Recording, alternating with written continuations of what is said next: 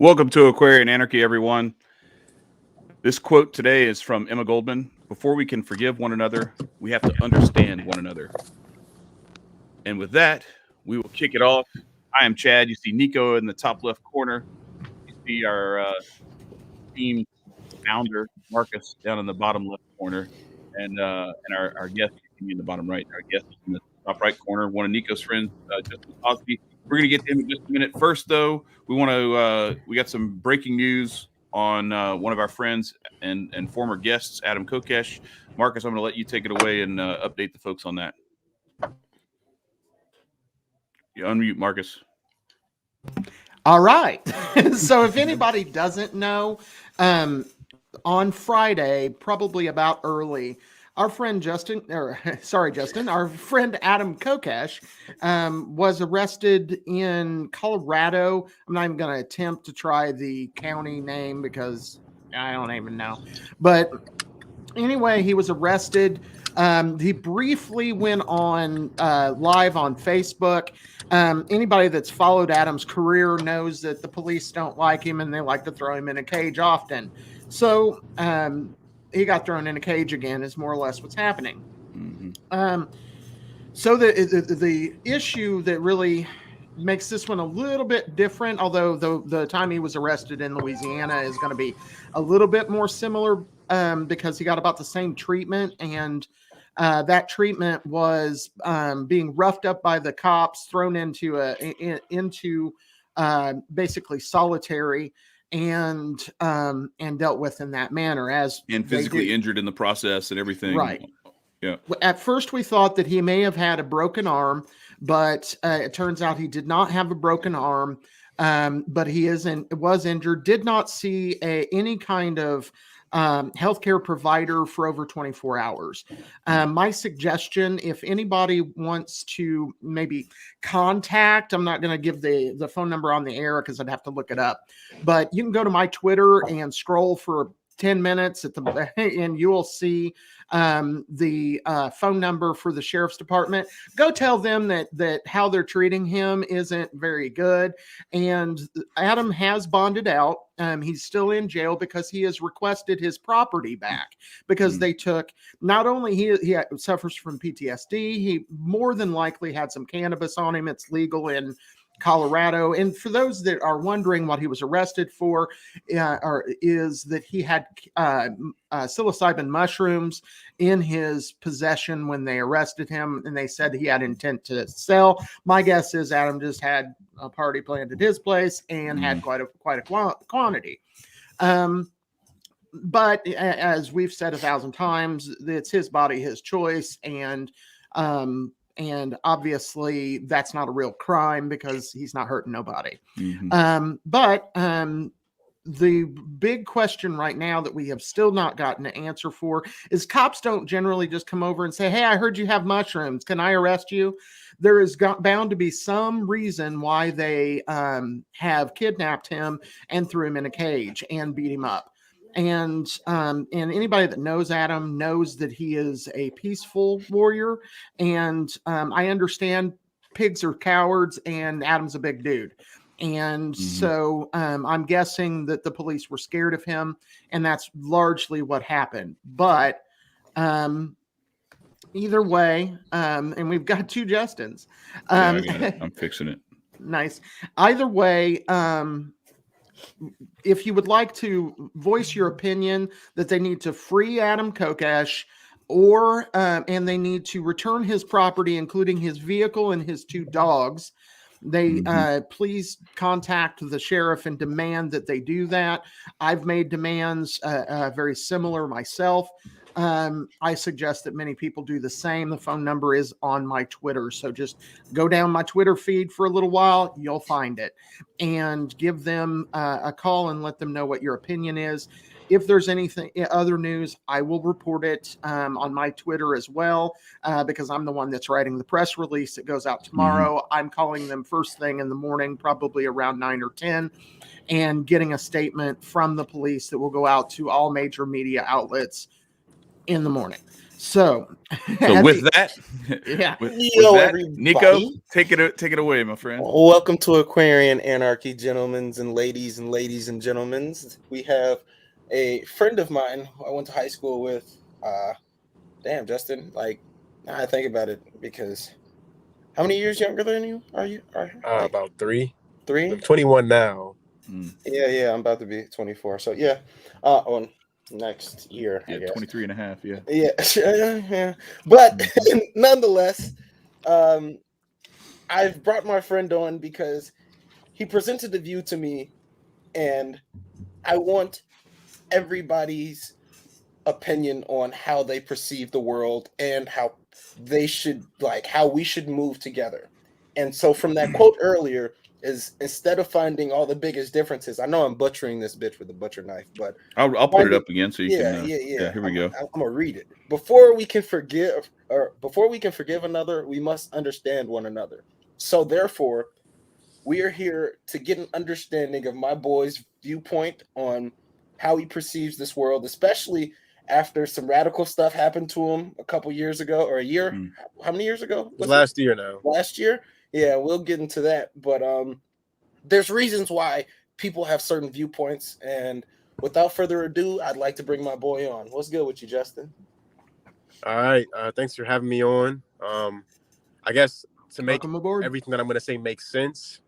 Well, okay. I'll start off with identifying myself by my political label, and then saying, like, clearing up misconceptions about that political label. Yeah, sure. So I identify as a communist, and what I want to clear up is that it's not when the government does things. It's not when, like, the government, like, makes you pay really high taxes and it owns everything, and, like, whatever people have, like, conceptions about communism. What communism means is it means a moneyless, classless, and stateless society.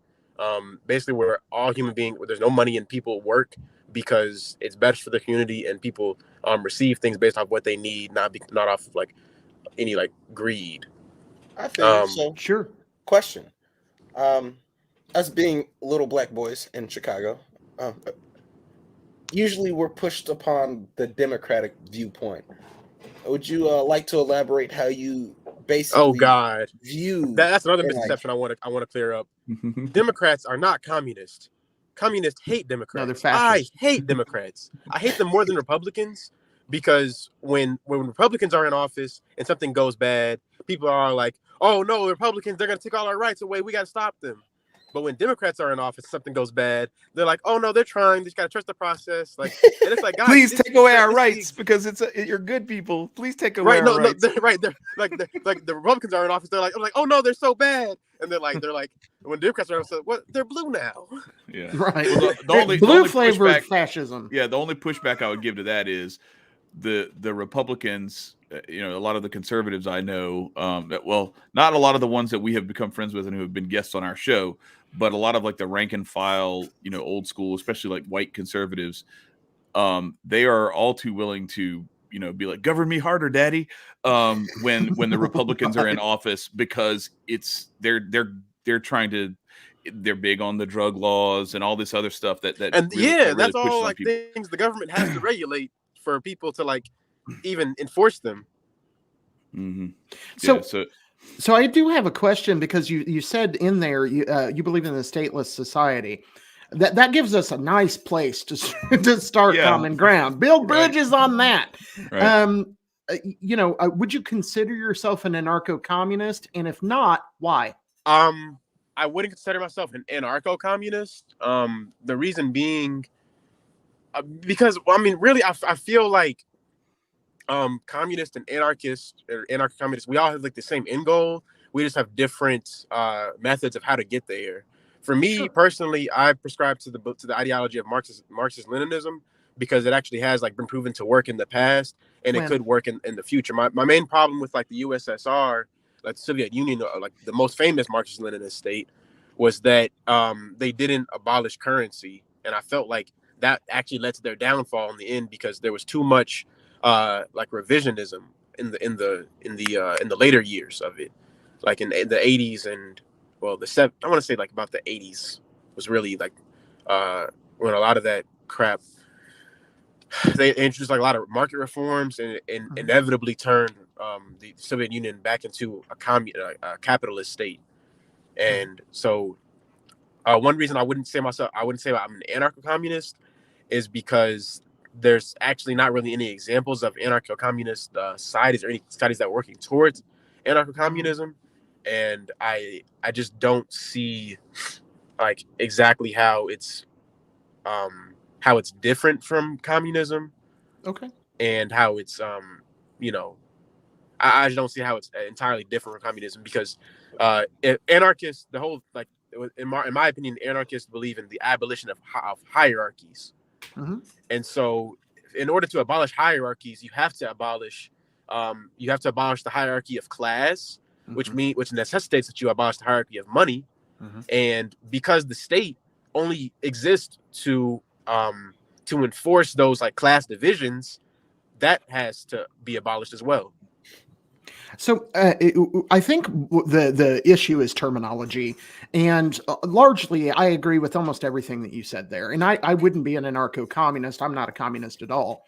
I think that the one thing I want to come back with on your statement, but I also want to dig into these differences as well and get into like that sort of thing. But I would like to know when you saw a successful communist government or a successful. I won't say a successful communist government, but I will say we have seen successful socialist governments. Where? The reason why there's a difference is because socialism is it's one part of communism. It's seen as the lowest stage of communism. I don't know if you've ever read Marx, but I've read Marx. I was a communist. Oh, okay. So Karl Marx and Vladimir Lenin, they described socialism as the lowest phase of communism, which means that it's a society in which workers own the means of production, they own and operate the means of production, and communism is a natural evolution of that. Kind of like how, I guess I won't get into that. Yeah, we'll get into it, but I really do want to know the where is the government that was, whether it's socialist or it's communist. A successful socialist government? Sure. Okay, well, first we have to undo like a lot of propaganda that we've been shown over the years. Let's start with where first. Soviet Union. I would say that Soviet Union was a successful socialist state, yes, until the 80s. Okay, Holodomor might disagree, but Holodomor? Yeah. That was a famine, right? That's not something that a state can really control. But it was a famine forced on it by the Soviet government. No, I don't think you guys understand. The Soviet Union actually depleted their grain reserves to mitigate the effects of that famine. Right, and the reason that they did that was because they tried to economically control. And to be clear, I've studied the Ukraine and the history of the Soviet Union extensively. And in the Ukraine, what they did in the Holodomor was they basically took this whole lake area, they depleted it of water, and then forced a specific economic plan. You have to have X amount of whatever your product was. And if you did not have that, you did not get to retain any of what you have. So in other words, if they had, say, 50 pounds of grain they expected you to have for a day, if you did not give them 50 pounds of grain for that day, you did not eat. And so before I refute the whether or not that actually happened, first I'll say, if a government does one thing that's bad, that doesn't make the entire 73-year history of that government like a bad thing. Say like what I'm talking when I talk about something is when I say a government is successful, I mean if we take a look at where the people, the average people in that government, who lived under government, if we take the people, their life expectancy, would take like their quality of life at the beginning of the communist takeover, and by 1991, then I'll say it was all good. Anybody else? People enjoyed more freedoms under the Soviet Union than they did under the Tsar Empire. They enjoyed actually more economic freedoms. Other than that, they had. But that's like saying that the United States enjoyed more freedom underneath the Wilson administration in the United States. No, it's not the same thing at all. Well, I mean, do you want to know? Do you want me to explain why? Wait, but more than they had under British rule, and okay, that's the same. That's a similar metric. So, but that doesn't matter. in when yes, if somebody beats you with a stick, it's not as bad as somebody shoots you in the face with a gun. But both are not going to help you out. No, but they're not the same thing at all, because in the Tsar Empire's case, you have like the royalty literally just like not caring whether the peasants survive or not. For sure. In the Soviet Union's case, you have the country literally depleting the entire country's grain reserves to help feed Ukrainians. But that's not the same thing at all.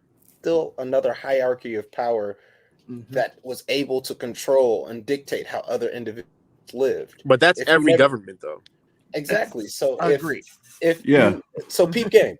If you're an anarch, not an anarchist, an anarch, and we'll describe about that later. I'm not an anarch, though. That's why I don't identify with that label. Peep game. If you're an anarch and there's not a lot of things that can control your elements other than you and your own community, therefore that's your own mini little government, because that's how your little society work. You guys can dictate how things move based on everybody agreeing on it, opposed to another hierarchy being able to dictate if you get the grains or not. You feel me? Yeah. So when we talk about being anarchs, we talk about being free from all the shit that the government can dictate, a state or federal. And I like that idealistically. I don't have any problem with that. But in practice, how well does that? It works really well. It works because the only reason why bro, you look at Native American tribes, you look at Mayan tribes, and you look at all of the previous tribes prior to this.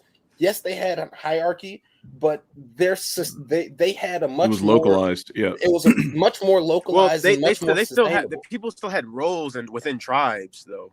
But that's the thing, though, because they agreed upon it. When you agree upon, that's what communism is. I don't think. So everybody agreed that what Lenin dictated to them that they had to do was what they wanted to do. Lenin and Stalin were dictators. Did you know Joseph Stalin actually tried to step down from his position 4 times? Do you know that people Soviet were Union wouldn't let him for disagreeing with him and not clapping loud enough? What?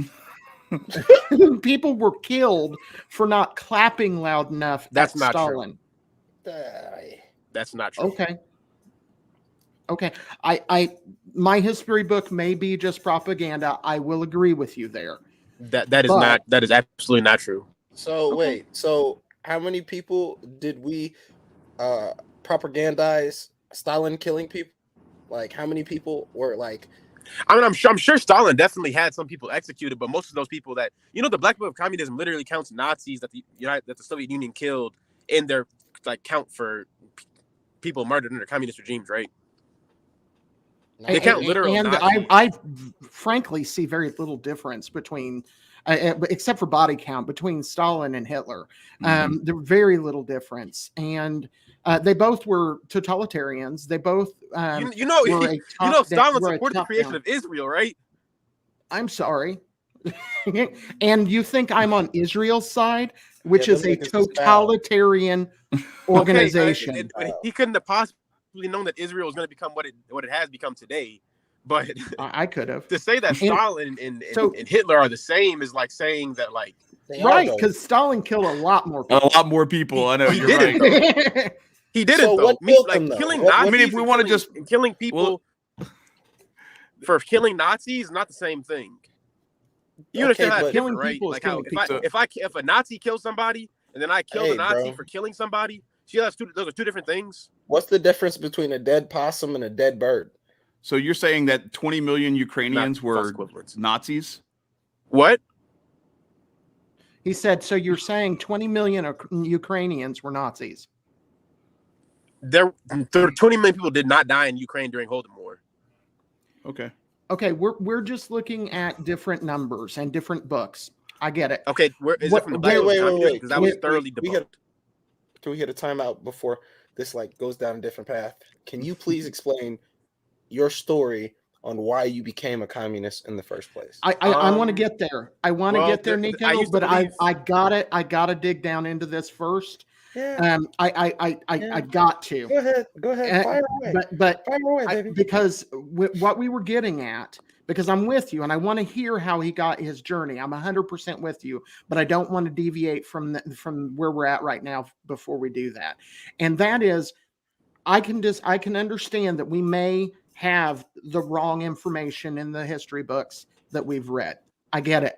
That makes sense. I believe that the government is much more inclined to lessen numbers than to increase them, especially when you have a government like the United States at the time, which was lessening Stalin, trying to be allies with Stalin. No, after World War II, actually, they engaged in the media. Hold on, Jay. Hold on, Justin.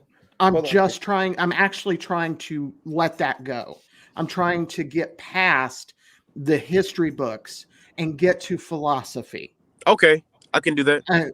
Yeah. So what do you think? You laid out what you think a communist government would look like.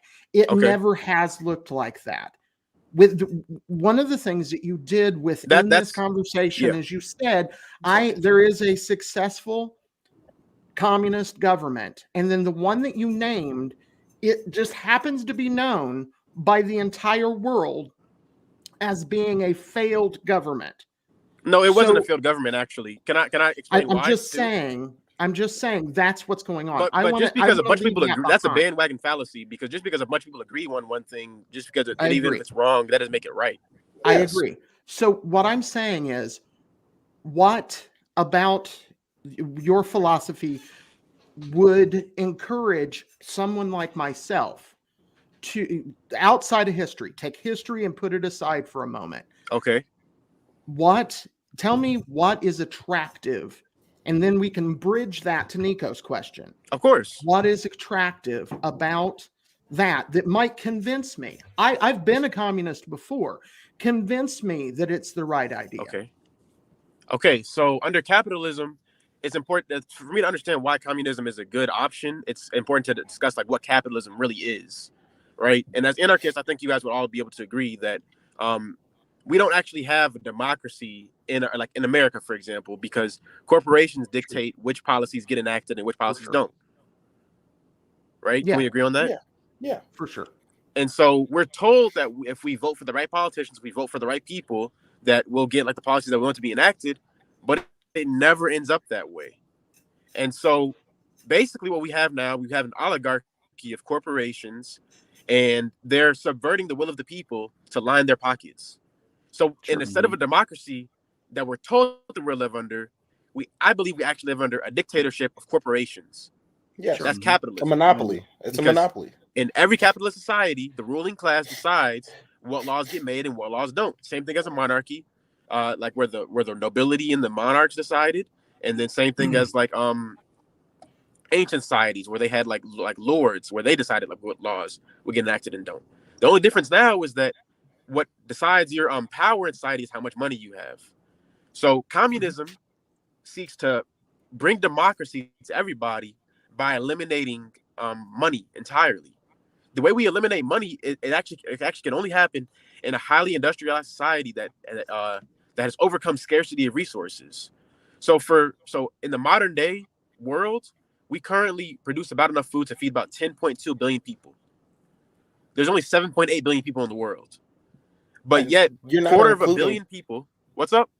You're not including the fact that individuals don't even need corporations to do that, because we can grow our own fucking food. Yeah. And industrialized farming is a really terrible thing too for the environment as well, because of all the pesticides that are necessary.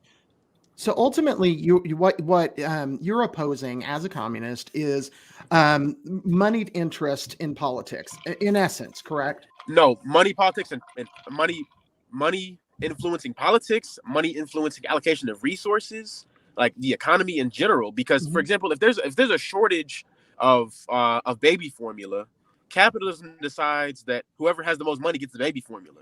Under communism, the baby formula goes to the babies who need it. Milk, right? What's up? Titties do produce. You know, titties produce milk, right?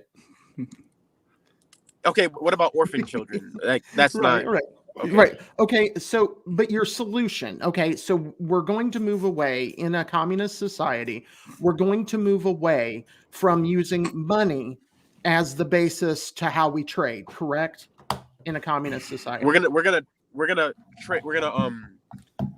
decide. So the point of any economy is to decide who gets what resources No, and the point when of they the get it, how much economy they is get the it. study of how Yeah, goods that's and nice. right, how goods and services No, are it's not a traded. study actually. That's the main thing that people misinterpret when they Well, try to like. no. So economy is not a study. The economics is the study of economy. Economy is the hierarchy of needs and No, wants an that economy a is just how person you makes decisions arrange based off resources of. to be delivered to people.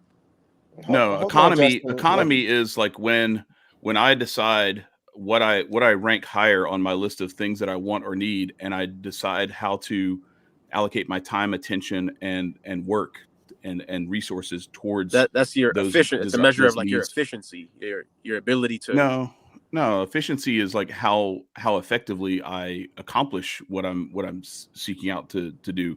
What I'm talking about is No, economy you is. notice how like when something's like seen as like efficient, they call it economical. That's just Yeah, wordplay. I'm not talking about. Yeah, That's just I'm not talking wordplay, about dog. wordplay. I'm talking It's about the not fact wordplay. that It's just definitions. Like I'm talking words about have like meanings. So- right. The words do have meanings, and there have been a lot that have been. Well, so I want if I can, I want to bring back to when you were first when I maybe Nicco first asked you to kind of describe your philosophy, and you talked about if I correct me if I'm wrong, but you mentioned a stateless society, right? Yes. And the abolition of money, right? Yes. And what was the other? Abolition of class. Abolition of class. And there was you said you were a Marxist Leninist, right? Yes. Okay, so if I may, I will. This is from, and just so you know, I will, because I want to give you an opportunity to kind of help me to get my head wrapped around. This is actually from Marxist.org. So this is not like some, and this Marxist.org. is from Okay. This is from the Communist Manifesto. Okay, so the 10 planks. We have number 5. Centralization of credit in the hands of the state by means of a national bank with state capital and an exclusive monopoly. Number 6, centralization of the means of communication and transport. Marxist.org. In the Okay, hands I'm of not the gonna state. lie. I'm not a Marxist.org Marxist. Like that's like Marx never says any of those things. I mean, okay, That's so listen. Like from the Communist Manifesto. It's a .org, my boy. It's from the Communist Manifesto. He says I mean, I don't have the the hard copy of the Communist Manifesto in my hands right now to be able to pull it up, but it's from the Communist Manifesto, and that's why I went to a source. I read the Communist Manifesto, and I can tell you, like, that's not. If they're saying that, they're taking it out of context, and the reason why I'm saying that is because the state is a tool, and it's also important to realize the state in a Marxist society is not a state in a capitalist society. So under capitalism, have you ever lived in a Marxist society? Huh? Have you lived in a Marxist society? I've lived in a capitalist society. Anyway. Okay, then. So how would you be able to prove? I'm saying by definition, in order for there to be a Marxist society, what I was going to say was that a state in a capitalist society exists to serve the interest of the capitalists, the richest people, right? And so a state in a Marxist society exists to serve the interest of the working class, the workers. So when people say like the state is confiscating these things, the state is doing this, the state is doing that, that's the will of the workers, like what's best for the working class of that state. Also, I'm an international Marxist, which means that I'm a communist that believes in internationalism, which means that I believe in abolition of borders as well. So when we're talking about a state and we're talking about like like thinking about it in terms of like a nation state, like how we have them now, that's not like, I think we're talking about two different things when we're talking about that. Well, I mean, you do realize that the whole world, like between countries, among countries, operates as a, what did Nicco say? As a what? Oh, he said, "Give me 1 sec." Yeah. Okay. No, Nicco just put something in before he jumped up. I just want to make sure everything was all right with him. That's in the chat. So the world, when you look among all the various countries, the world actually operates in a state of anarchy. There is no one world central government. Yeah. And okay, all- and I want to refute that claim. Like if the world currently is operating in a state of anarchy, then I think anarchy is terrible. What is your definition of anarchy? I'm talking about the world governments. I'm not talking about within each individual country. Yeah, and the relation each individual country and the has relations claimed a between monopoly. each country. I think the way each country organizes themselves with each other is terrible. Yeah, The way that absolutely. the I UN agree. for sure. I agree. What I'm saying though is that there's no if someone goes in and decides to invade another country or something like that, the rest of the world will look at it and just be like, you know what? Like, do we have an interest in that, or do we not? Yeah, that's and if they want to go, exactly if they want to go, steal someone's resource, and a lot of times that they're manipulating that stuff. So in a lot of ways, it's like it's like some of the stuff where you have like these relationships where people try to like go and like dig in on somebody's significant other or whatever the case may be, and try to start some drama and shit like that to make there be drama, and then they capitalize on that. But the overarching setup is not one of any kind of control, and if you look at it overall, the way that the countries operate is mostly in cooperation and in negotiation and in commerce with one another. No? Okay. Okay. So it operates under subjugation and exploitation. Like the United States, like every single. But that's time one country. We're not talking about one country. No, we're talking about the interrelation the between. World. No, because the United States has the most influence out of any other country. China does. You're tweaking. No, the United States and China combined, like, have their like spheres of influence around the world. But I'll grant that like the U.S. is on the tail end of the Roman Empire sort of trajectory, and China is kind of on the upswing in that regard. So I'd agree with that. I'll grant you that. Like it's a fluid thing where like even the Roman Empire, it wasn't like the Roman Empire was dominant and there was nobody else even close, and then all of a sudden, poof, they collapsed, and then somebody just popped up. It's all fluid, and you have even like the British. I'll say in the Western that's why there's so many British colonies, is because they were the Western hemisphere. The United States controls like what other countries do. For example, there's only a handful of countries in the world with sovereignty over their own currency, which means they can just print money endlessly, and it really doesn't mean anything because like their government because of a central bank, huh? Because of a centralized banking system, yes, which the Communist Manifesto calls for. And by the way, I verified. I went and looked at Wikipedia, and I looked at the 10 planks of the Communist Manifesto. The Marxism.org link that Chad went through is exactly what the Communist Manifesto. It doesn't. I've read the Communist Manifesto though, and it doesn't right. It does say that. You need to go reread it. Wikipedia and Marxism.org both agree that is what the Communist Manifesto reads. I do have a copy. It doesn't say that. I do have a copy of the Communist Manifesto upstairs. I do go not get your copy, Marcus. Right. I do not want to go find it in there. So I'm not going to do that. But okay, but I already again, we're going isn't the same thing under Marx. We're not trying. But we were talking about the USSR, which is a massive state that controlled millions of people. Yeah. That was not just. It was not the same as like I think what because let me try to build a bridge here a little bit, because we've had other guests on who are communists or mutualists or anything like that, and where we have found common ground with them is that when it comes to, all right, we're all going to order pizza. Okay, well, like we'll all decide that we're gonna each pitch in and we're each gonna eat, and like whoever, we're not really gonna like we're not going to be real picky about like who had 3 pieces, who had 2 pieces, or anything like that. And then as you continue to grow that out, it becomes increasingly difficult to, all right, so now you go from a family or a group of friends to, okay, well now it's like your basketball team And then you go from that, and it's like, okay, well, it's the whole school now. Okay, well, now it's the whole city. As the more you continue to grow this out, the more you tend to make it more difficult for you to figure out when someone is actually pulling their weight, and when someone is just freeloading and is taking advantage of the fact that you have people, because we've done like school projects with people. There's always the really, really diligent, driven person who is driven to get an A on that project come hell or high water. They end up doing all the work because the other three people they know that person is driven, So and they will ride that motherfucker to that A. That was actually me, the person who was usually doing all the work. The thing is, So, but what I'm saying is that revolutionaries as you grow that group even further, like it was even hard in those situations to like call that shit out. If you grow it further to like 100,000 or 2 million people, and I want to say that's not the same thing at all. Why would you say that? Because a school project can't be automated. Like the production of like, to the automation?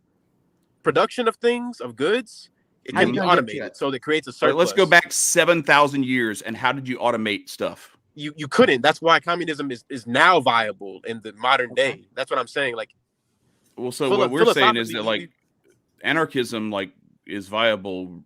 You go back, like, I don't care how far you go back. Yeah. Actually, anarchism is the nature of the universe.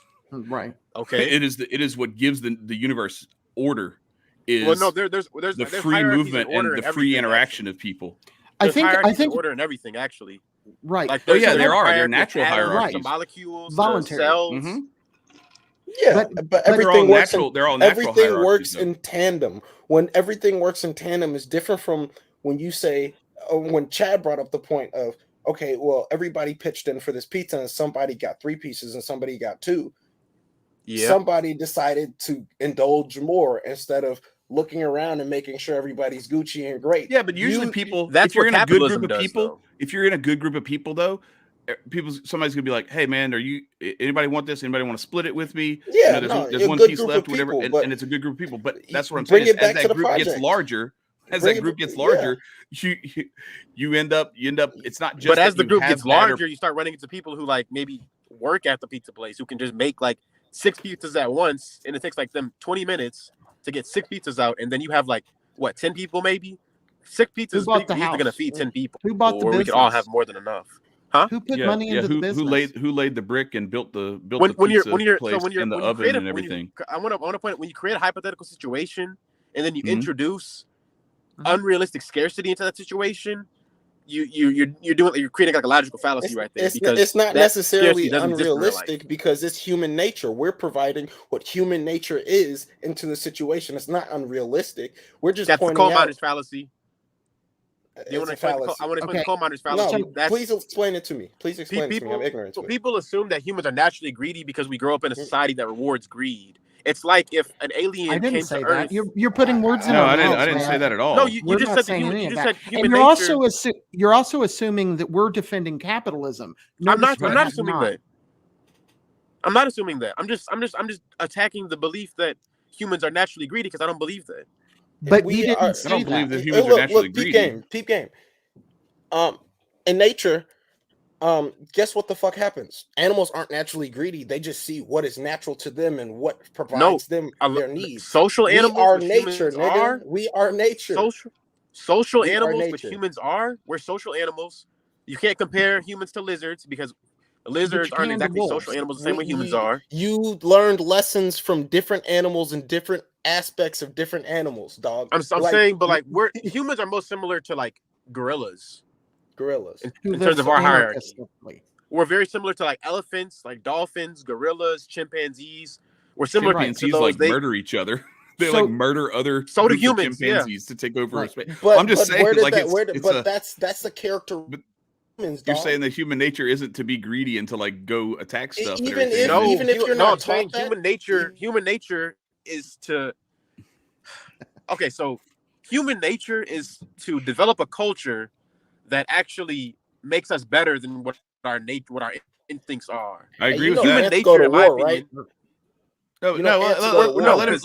let him cook, because I like where he's going. Like, I agree with you, Justin. I think human nature is to, because that's where It's a rejection of our instincts. that's the drive that I think drives a lot of people. Like the overwhelming majority of people is to build something, to leave a legacy that's better than what you found when you got here.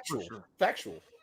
Mhm. Yeah, and so I'm saying, like, human It's nature. growth. It's growth. Like nature's nature is growth. Human nature is to evolve, basically, to become better. Well, nature's than we were nature before. is that, right? Like, that's what nature is. Nature is a constant evolution and growth. Nature in general, I feel like it's just to adapt to whatever circumstances, and that's where humans are unique. Is because animals and adapt. They adapt to their environment. Humans, we make our environment adapt to us. Right. For sure. And in a communist government that has always been, they have stepped in, interfered with the natural process between one individual and another. The difference, Justin, that I'm trying to get at to you is early on, you kept saying they will provide, they will provide, they will provide when we were talking about Russia. Whether or not they would provide or not does not matter. They were not given, the people of the Ukraine were not given the opportunity to provide for themselves. Where we have a disconnect. So do you want actually? Let me complete the thought. When we as human beings, we have sorry, you interrupted me and lost my train of thought. The disconnect, you said the disconnect is the disconnect between us is that when in an anarchist society, when I want something, I go get it. I find a way. I find someone who has the thing I want. I go get that thing from them by offering them something they want. Currency aside, okay. That's how it works now. The governments are making that impossible for that to happen. Legal tender laws and everything else. Like you have to barter, or you can't. Like you can't go. You can't legally go buy a car with a brick of gold. Correct. Even if you had it, you couldn't do it. They would be like, "What the fuck is this?" Like you go get some USD. That's how you have to do this. So anyway, go ahead, continue, Mark. In a communist society, Joseph Stalin or his ministers decide what a certain area needs for their life. I don't want someone else in my community, if we brought it to my town, if someone here told me we are in control of what you buy, what you sell, and what you consume, I would not obey. That's not what communism is, though. Okay, then explain to me how it is not that, when it is the state. Communism, by definition, is the equal disbursement of goods and services, correct? You used to be a communist, and this is how you describe communism? Yeah. Yes. I learned by reading that what happened to communism, and I was your age when so it's been a while. So you're describing, for one thing, you just brought up like a socialist state when describing communism, because I said earlier it's equal so you didn't achieve communism, they achieved socialism. The difference between socialism and communism is that in a communist state, in a communist, you have 12 tomatoes, you have 10 people, and you divide those equally. You take cuts and divide them to you divide them based on who wants tomatoes. Like if you have 12 tomatoes and 10 people and 2 of them don't like tomatoes, then that creates a surplus right there. But that's going to break down. Okay, hang on just a second. All right, let me step in here. All right, so I am to believe that the only thing that is stopping someone from saying I need all 10 tomatoes is a capitalist system versus a communist system, and not human nature. No. What makes it to where someone doesn't just say I need 10, I get 10? Human nature is a very complex thing, like, because my human nature, if I had 11 other people with me, there's 12 of us total, and some of them didn't like tomatoes and some of them really wanted tomatoes, I wouldn't tell myself like I deserve all 10 tomatoes. Like, that's not in my nature. No, just right. because But, somebody but else the, might. the very people who run the world, who run the banking systems and all these different things, that's how they have proven that they operate. That's not Is that they that's not human nature. That's the nature of Government. elites in society. That's the nature of the ruling Government. class. those are humans. Those are humans. That's what I'm saying. But There I'm are saying they're some going humans. against human nature. Human nature is a spectrum of So remember different what I said earlier personalities. Remember I said earlier that human nature is to evolve like past our instincts. Mhm. So some For people so- do that for some. differently. Everybody For some, does for that. some, I think Not it's everybody But is not capable everybody of that. does. Not Yeah. everybody is capable of having that cognitive thought saying, No, "Yeah, that- but No, it's we not all are everybody's capable of nature. evolving past our instincts. It's not every Because I- not I- you know what I'm everybody saying is has. every You know how I human know doesn't that's have the true? same nature. That's why I'm saying What's up? I'm drawing this distinction where human nature to me isn't a monolith. Human Okay, nature, I agree with that. human I agree nature with is that. a spectrum of different natures, I and agree. some of those natures are when you create a system that says, "Hey, everyone gets according to their need." Those people are going to take everything. And when No. you have a system that is based on voluntary interaction That's how people think and about not it under coerced capitalism, though. interaction, You're What's that? thinking about communism and the way that people think about getting free things under capitalism. If something's free under capitalism, that's a different thing. We're from not. something We being didn't bring free under up free. I communism. didn't bring up We didn't bring up capitalism or free. money or free things. I'm saying Because that, I'm saying like your analysis of the tomato example is a capitalist analysis of communism. That's not a communist analysis of Okay. communism. So let me Okay. ask you this question: you have 12 people, and you have 12 tomatoes. maybe he can bring a scenario that doesn't involve like a capitalist. Right. I don't know. Let me finish yeah, this. go No, ahead, I'm finish, not finish. criticizing So- the scenario. I'm criticizing So your you have analysis of the 12 scenario. people, Okay. and you have 12 people that want tomatoes. Okay, 12, Okay. all of them want 12 them. You got people want 12. tomatoes. Okay. Okay, I want 4. I take 4. What do you do? Luckily we don't grow tomatoes like singularly, like they grow on a vine. You can grow them like vertically. And so Okay, realistically, we have probably have like a whole 12 garden tomatoes. of tomatoes. Okay, I'm not talking about reality. I'm talking about we have 12 tomatoes. Why are you not 12 talking about reality? Because No, I'm, no. So if you're not talking about reality, I'm why are asking you you a creating specific scenario? I'm asking you a specific question. We're that at the you are market, Brody. We're at that the you are market, and we evading. got 12 tomatoes, and 12 tomatoes are left, and there's 12 people. Right. And I took 4. What do you do?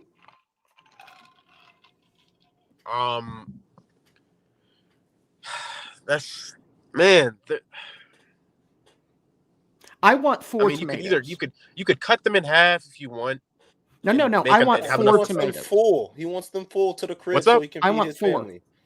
No, he's saying the other there's two 6 or the other two 8 or things whatever. that could be The done. other 8, yeah. Oh, the other things that 8. could So be you're done. going to divide. You're going to let me take 4 tomatoes I'm and saying divide there's the two other things that 8 could in be my. done.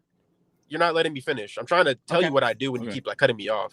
Okay. It's all. Hey, yeah, let's. So, everybody there's two things that can be calm done. down. No, don't make it out to be like I'm there being irrational. No. because I I'm want talking to- about. I'm talking about He's talking to everybody. me. Like I'm not Oh, just. okay. I'm talking to Marcus more than you. Okay, It's right. all Maybe good. that's 'cause I don't really know you well, and I'm like, Yeah, we're it's not all doing good. It's all good. rapport. Hey, look, it's all love here. I just want you to know, like, this is. I don't want us to get contentious or anything like that. We're trying to understand each other, Hold on, wait. and that's where I want us to. That's where I want us to arrive. Hold on, wait. So, Hold Yeah, on, wait, and bro. I Hold on, agree. wait, Like bro. I'm just saying, like as an Hold on, outsider, Now, like I just Nicco, let him finish. let him finish before as you the get outsider, into. I just feel like I'm the one who like needs to like. I don't want to make this like sound bad, but I feel like I'm the one who like needs to like say my viewpoint the most because Sure. I'm like the fourth guest. man, like Yeah, no, I get you, and I want Literally, you to yeah. understand. That's your I want viewpoint you to all your I want degree, you dog. and the three of us to also understand that we're not. It's not our. I think it's not we our goal agree on to more things attack than we our disagree guest or on. anything like that. It's our for sure. It's our goal to get to a common understanding so that we can. Because I actually think what I want to do eventually is I want to bring it to where I think we actually like agree on some things and actually Okay. like kind of foster that. But I want to help flesh this out, especially because like I think Marcus is very determined to get to the bottom of this. So anyway, go ahead, continue your. So my problem with your handling of that scenario in the situation. first place is that you're assuming somebody would let you take 4 tomatoes when there's 12 I'm people. going to take them. Gonna. Okay, I'm saying like that's like for one. That's the first problem right there, is that we were assuming that somebody would let you just take 4 tomatoes when there's 12 people who want them. I'll say I have that right bigger there. guns. The second sure. problem is again you're imposing unnecessary scarcity when that doesn't exist, is what I'm trying to say. Like there's literally videos of farmers during the coronavirus pandemic who are burying tons of potatoes in the ground so that people couldn't eat them, because if those tomatoes went to market, it would drive the price of potatoes down and they wouldn't make a profit. Sure. That's you're why Yeah, they did the again same going back to thing. capitalism. They did the same thing in the Depression. You're familiar with the Agricultural Adjustment Act? Yes. Yeah. Yeah. And that's why I'm against they paid capitalism. farmers. They paid So farmers. what does that have That to was do the- with that was me the taking state, though. 4 That was tomatoes? that was That has was to do with actually taking 4 FDR tomatoes, trying to because be as in much real like life that doesn't make a difference to take 4 tomatoes. I'm In going real to life, take 4 in real life, we tomatoes. can grow enough tomatoes. Yes, where we're people don't have to worry about you understanding. taking 4 tomatoes. We're understanding that there is with nature and how things are grown. It grows in multiples, but in this specific scenario, And I'm saying your around example doesn't lend itself well to reality. Like the whole point of an example. I'm telling is you that right we're now, at- I'm in a we're market. at a There are market. We're at a 12. market, bro. let's I said all right. a market. So let's all right. So I think this is honestly like I think this is like gonna actually not go anywhere, and we're actually gonna like foster more of this like I think what is becoming division. So I would like to. So I want to tap into the And we need scarcity. to get back to how we got to this. Yeah, but the scarcity argument. If we talk about real life, like real life examples of stuff, on a certain level, I completely agree with you that the scarcity is artificial, is fabricated, because there's tons of like completely untapped land. There's tons of stuff, tons of resources the world over that people could tap into. People were funneled into cities, even within the foster stuff factories that in we the have. Industrial Revolution. And so what I'd rather kind of touch in on is like the back to like the voluntary interaction piece, which is I think where we agree that like this stuff is going to be more voluntary, and that's where I think I want to try to I don't know, foster a bridge to the idea of localizing this stuff to where when you have a smaller community. Yeah. You could have another, community that wants to do some other thing where they do like, some sort of, I don't know, fascism or whatever. And it's like, whatever, man, that's shitty that y'all are doing that to your people. But like over here, we don't do shit like that. If anybody over there wants to come over here and hang out with us, exist at all. Honestly, if somebody wanted to create a fascist society under anarchism or communism, I wouldn't let that exist. Well, how would you stop it though? Get up a group of people who are anti-fascist and go kill them.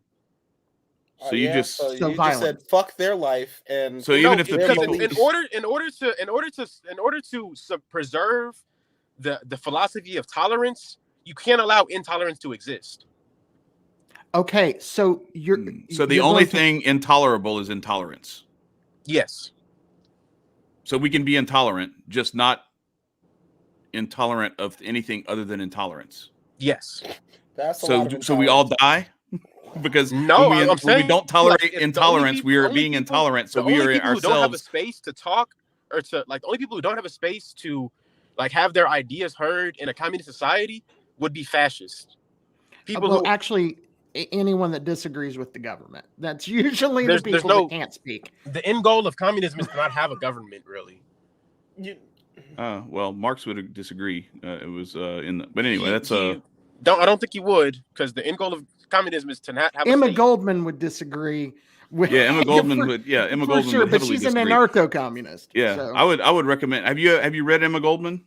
Strongly suggest it. That would be a heavy. I'm not an anarcho-communist. I've read Karl Marx. I'm not a communist, but I've read Marx. The thing is, I'm not a communist, but I've read Marx. The point they're trying to break to you is you don't have to agree and wholeheartedly say, I fuck communism, I want to be an anarcho-communist. No, that's not the idea. The idea is for you to get multiple forms of viewpoints so you can grow your viewpoint on communism even better if you choose to stay down that path.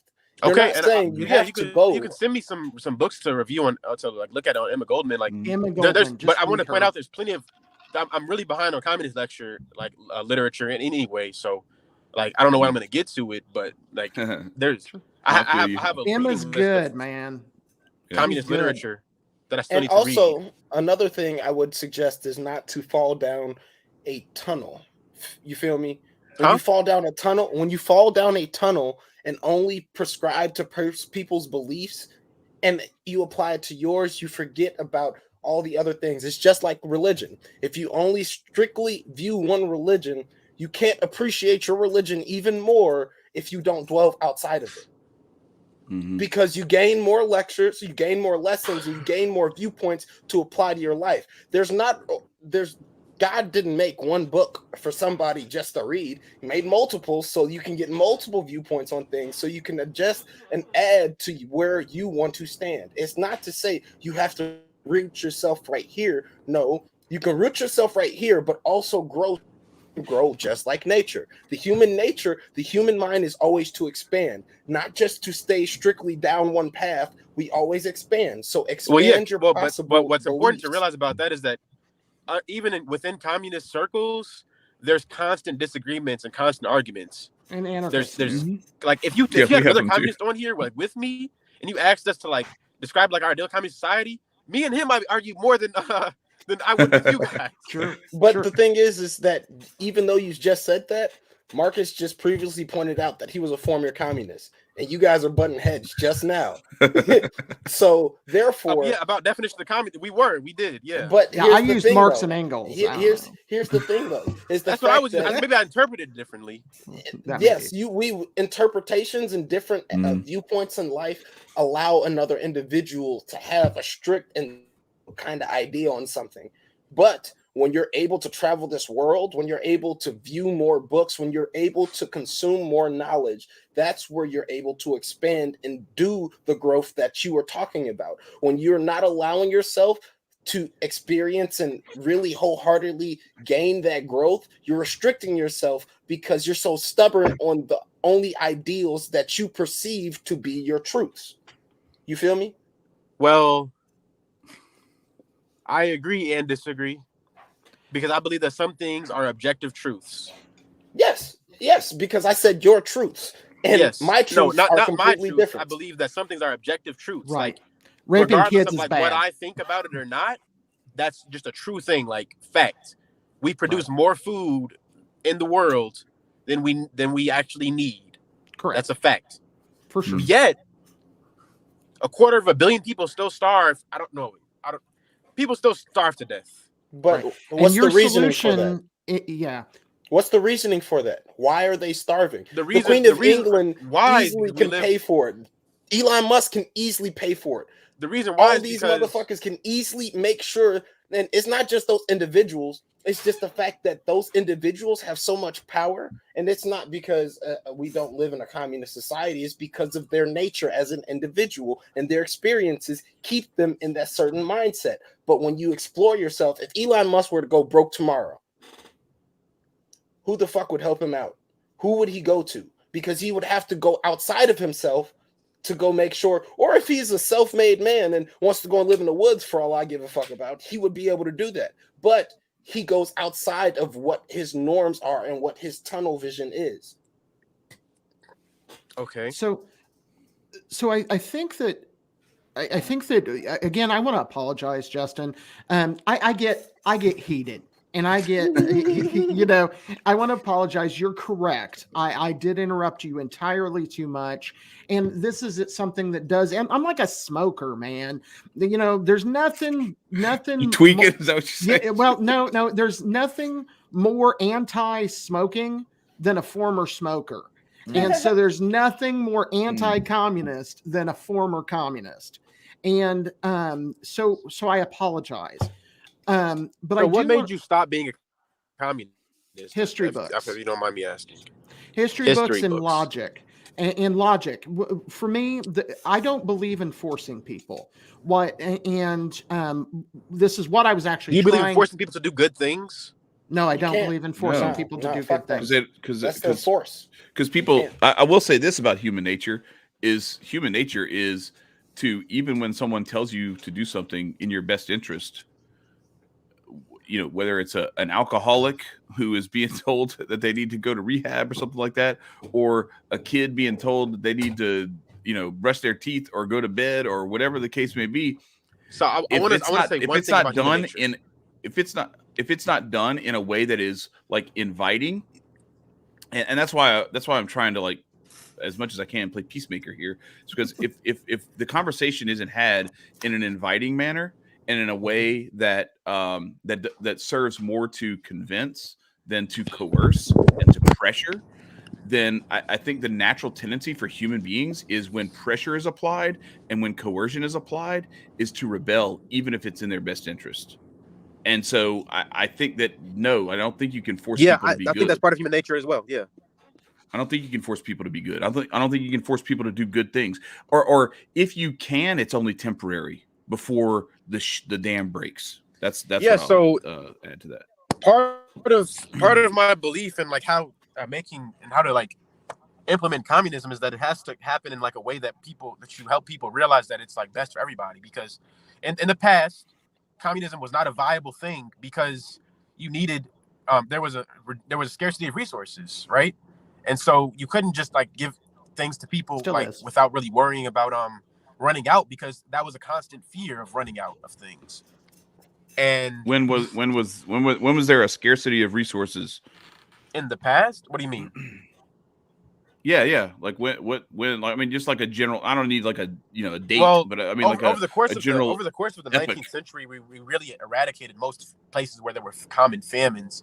Like that was actually one of the things where I was going to say that the USSR was really successful as a socialist state, was because they ended cyclical famines in all the places that they actually ruled over. Like all the places that had famines throughout like history, like in the Ukraine, for example, that like Ukraine literally had a cycle of famines for centuries that actually ended under the USSR.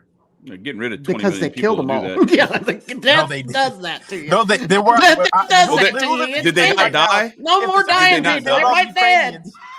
If they not die, killed all the Ukrainians. Who lives in Ukraine right now? No, I didn't say they killed them all. But I will tell you that I'm saying you can do a lot to help a famine by like snapping your fingers if you're Thanos. No. Listen. Yeah. So listen. What people don't understand is that the Ukrainian famine was partially man-made, and it wasn't man-made by the government. It wasn't man-made by the government. How's that? They eliminated a lake. I'm trying to speak, but you're not letting me explain how. Like it's like if I'm gonna explain like how to drive a car, then as soon as I say put it in drive, you're like, but how do you turn this? Like we're gonna get to that. Sure, you're great. You're right.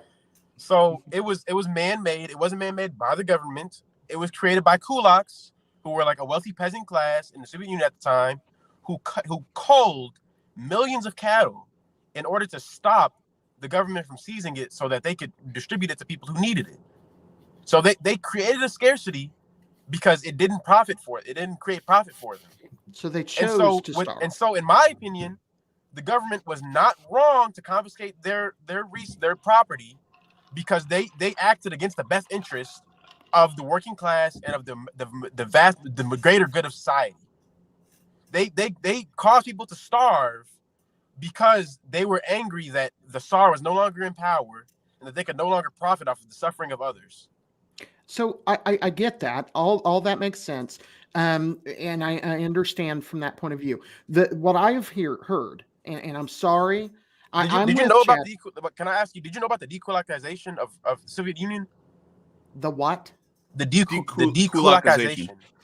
I do not particularly know about that. Do you know about how the kulaks? Do you know about the Ukrainian peasant class who killed all their cattle? I do know about the Ukrainian peasant class. Yes. Do you know about how they killed their cattle? They killed their cattle and burned grain.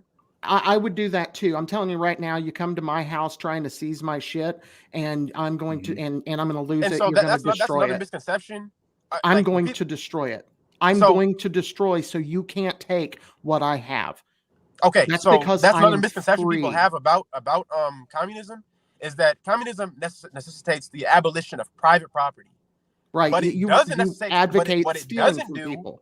But what it doesn't do is necessitate the abolition of personal property. There's a difference between personal and private property. I mean, your house. I've heard the personal versus private distinct. I really think it's a semantics. It's hugely important. It's hugely important. It's hugely important. You know why? Because that's the principle of like what communism is built on. Because if you have your house is private property, they took cows apparently, and the people said, "Go fuck yourself," and killed the private cows. Property. Because your cattle, that's not if you have 1,000 cows on your farm, that's not property that you could realistically use by yourself. So, And you get to under decide that. communism, you can have any property that you can use like by yourself. So If you can use it- so just so I understand, so what I am capable of claiming as personal property is I have to make my own clothes. I have to make my own. No, I have to grow my own food. No. Wait. No, because if I make more clothes than I need, so that I can trade for things that I'm not good at, I have private property that you can then seize. Nope. Correct. So I will never have more than that's that. what you just described. I would like for you to explain how that's not correct. Can I explain how communism is different from what you just described? Sure. I would like you're for you to assuming that- describe how that you would private need- property and personal property doesn't describe what I just described. It doesn't, because you just made a huge assumption. You assumed first that the workers who create shirts in general, with the advent of AI, there's so many things we could do to allocate resources to allocate shirts. Without any of this going on, we're not going to get to AI. No. That's how communism would work. You would need to use AI to help plan. How are you going to use AI in 1326? We're not talking about 1326. We're talking about 2021. So we have a system that has to wait for other systems to make it possible. That's later how capitalism on, works. and then Yes, once it makes itself possible. We're not advocating for capitalism. I'm not advocating for capitalism. I'm advocating But you for. are. No, we're I'm advocating, not. We're I am not advocating. at all. I'm we're advocating for advocating voluntary exchange freedom. between people and freedom. I'm not advocating for forcing anyone to do anything. You're advocating for murdering people who don't want to give up their cattle because they have too many, according to you. Kill their cattle to prevent people to make people starve. No, they don't want to kill them to make people starve. They kill them because for one thing, I want to say I don't want to come and kill them. I steal want them from to them. re-educate them so they're not so ignorant. So again, what you are advocating for. What if they don't accept your re-education? This is why it's off. difficult to work together with a communist. I have to tell you, I refuse. I have weapons. Refuse to give up my freedom to force, aggression, and violence. That's what you're living under right now, dude. I will, if the police come to your house, if the police come to your house and try to arrest you and make you shot. go to jail, are you going to shoot them? Yes. Here's the thing, though. Here's the thing. You are also you're also taking you away. You don't know me. Look. You're also taking away the fact that individuals, and we've put it in the plain sight, where individuals have their own personal rights. So if we have our own personal rights, and somebody else tries to infringe upon them because they believe that their ideal is better than ours, is the whole fucked up situation in the first place. If you infringe upon me, Justin, if I have a savage way of thinking and you try and re-educate me, who the fuck are you to me? Because I've lived this certain way for so long that my mindset is straight. The only way you can really re-educate is a shorty that's no more than 7 years old.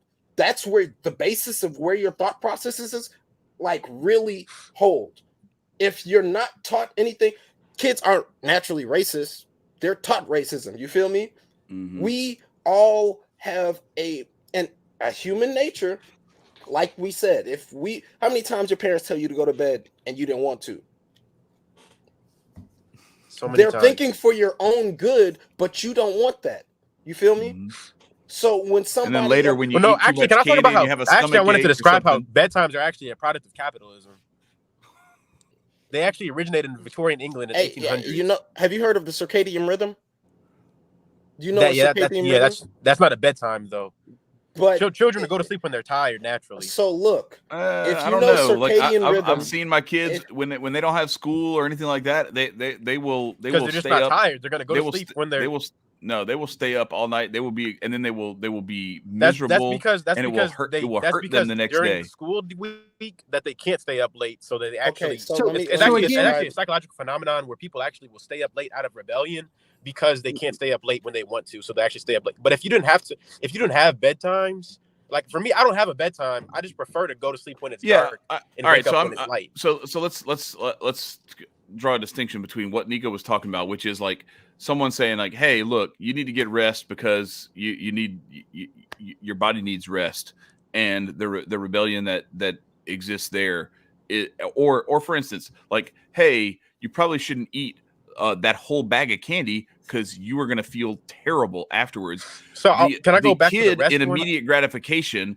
is going to, yeah, but he was talking about a larger point, which is not like to talk about the capitalist white supremacist origins of There's bedtime. cycles to this It's shit, about my it's boy. about talking about how. Well, no, I'm just saying, like, this is like one of those, like, we're not talking about that. We're talking about like the simple human nature. That's what Nicco was getting at, is like, if you tell your kid, hey, you shouldn't eat all those cookies, there's a natural rebellion, because at the time, immediate gratification says, fuck you, I want these cookies, they taste good. But they will learn later, which we have already learned as adults, like, I did that shit when I was a kid and it fucked me up. I'm trying to help you.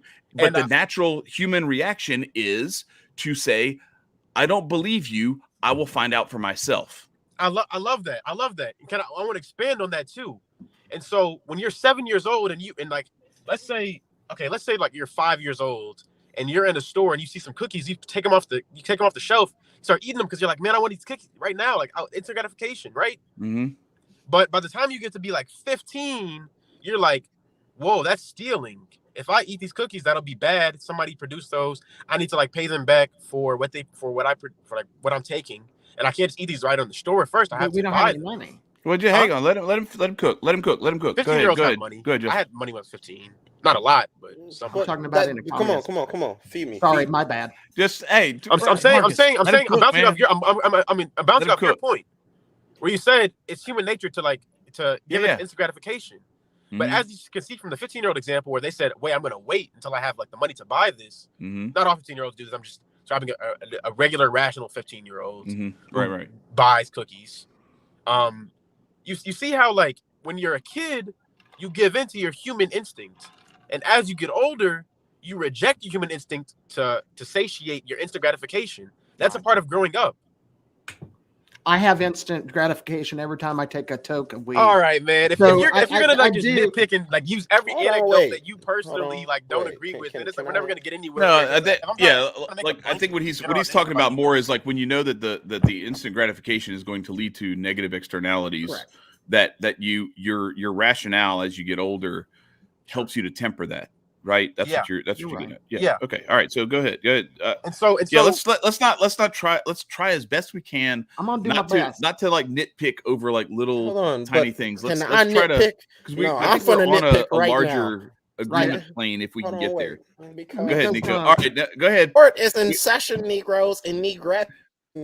I don't know what to call white people, but you know, y'all are my people. Wiggers. We all be blue and bleed red, and then blood. What they call? What was the thing they were calling us on Twitter a few weeks back? Mayo monkeys or something like that. Oh, I don't want to call you. That was from years ago, man. Ew.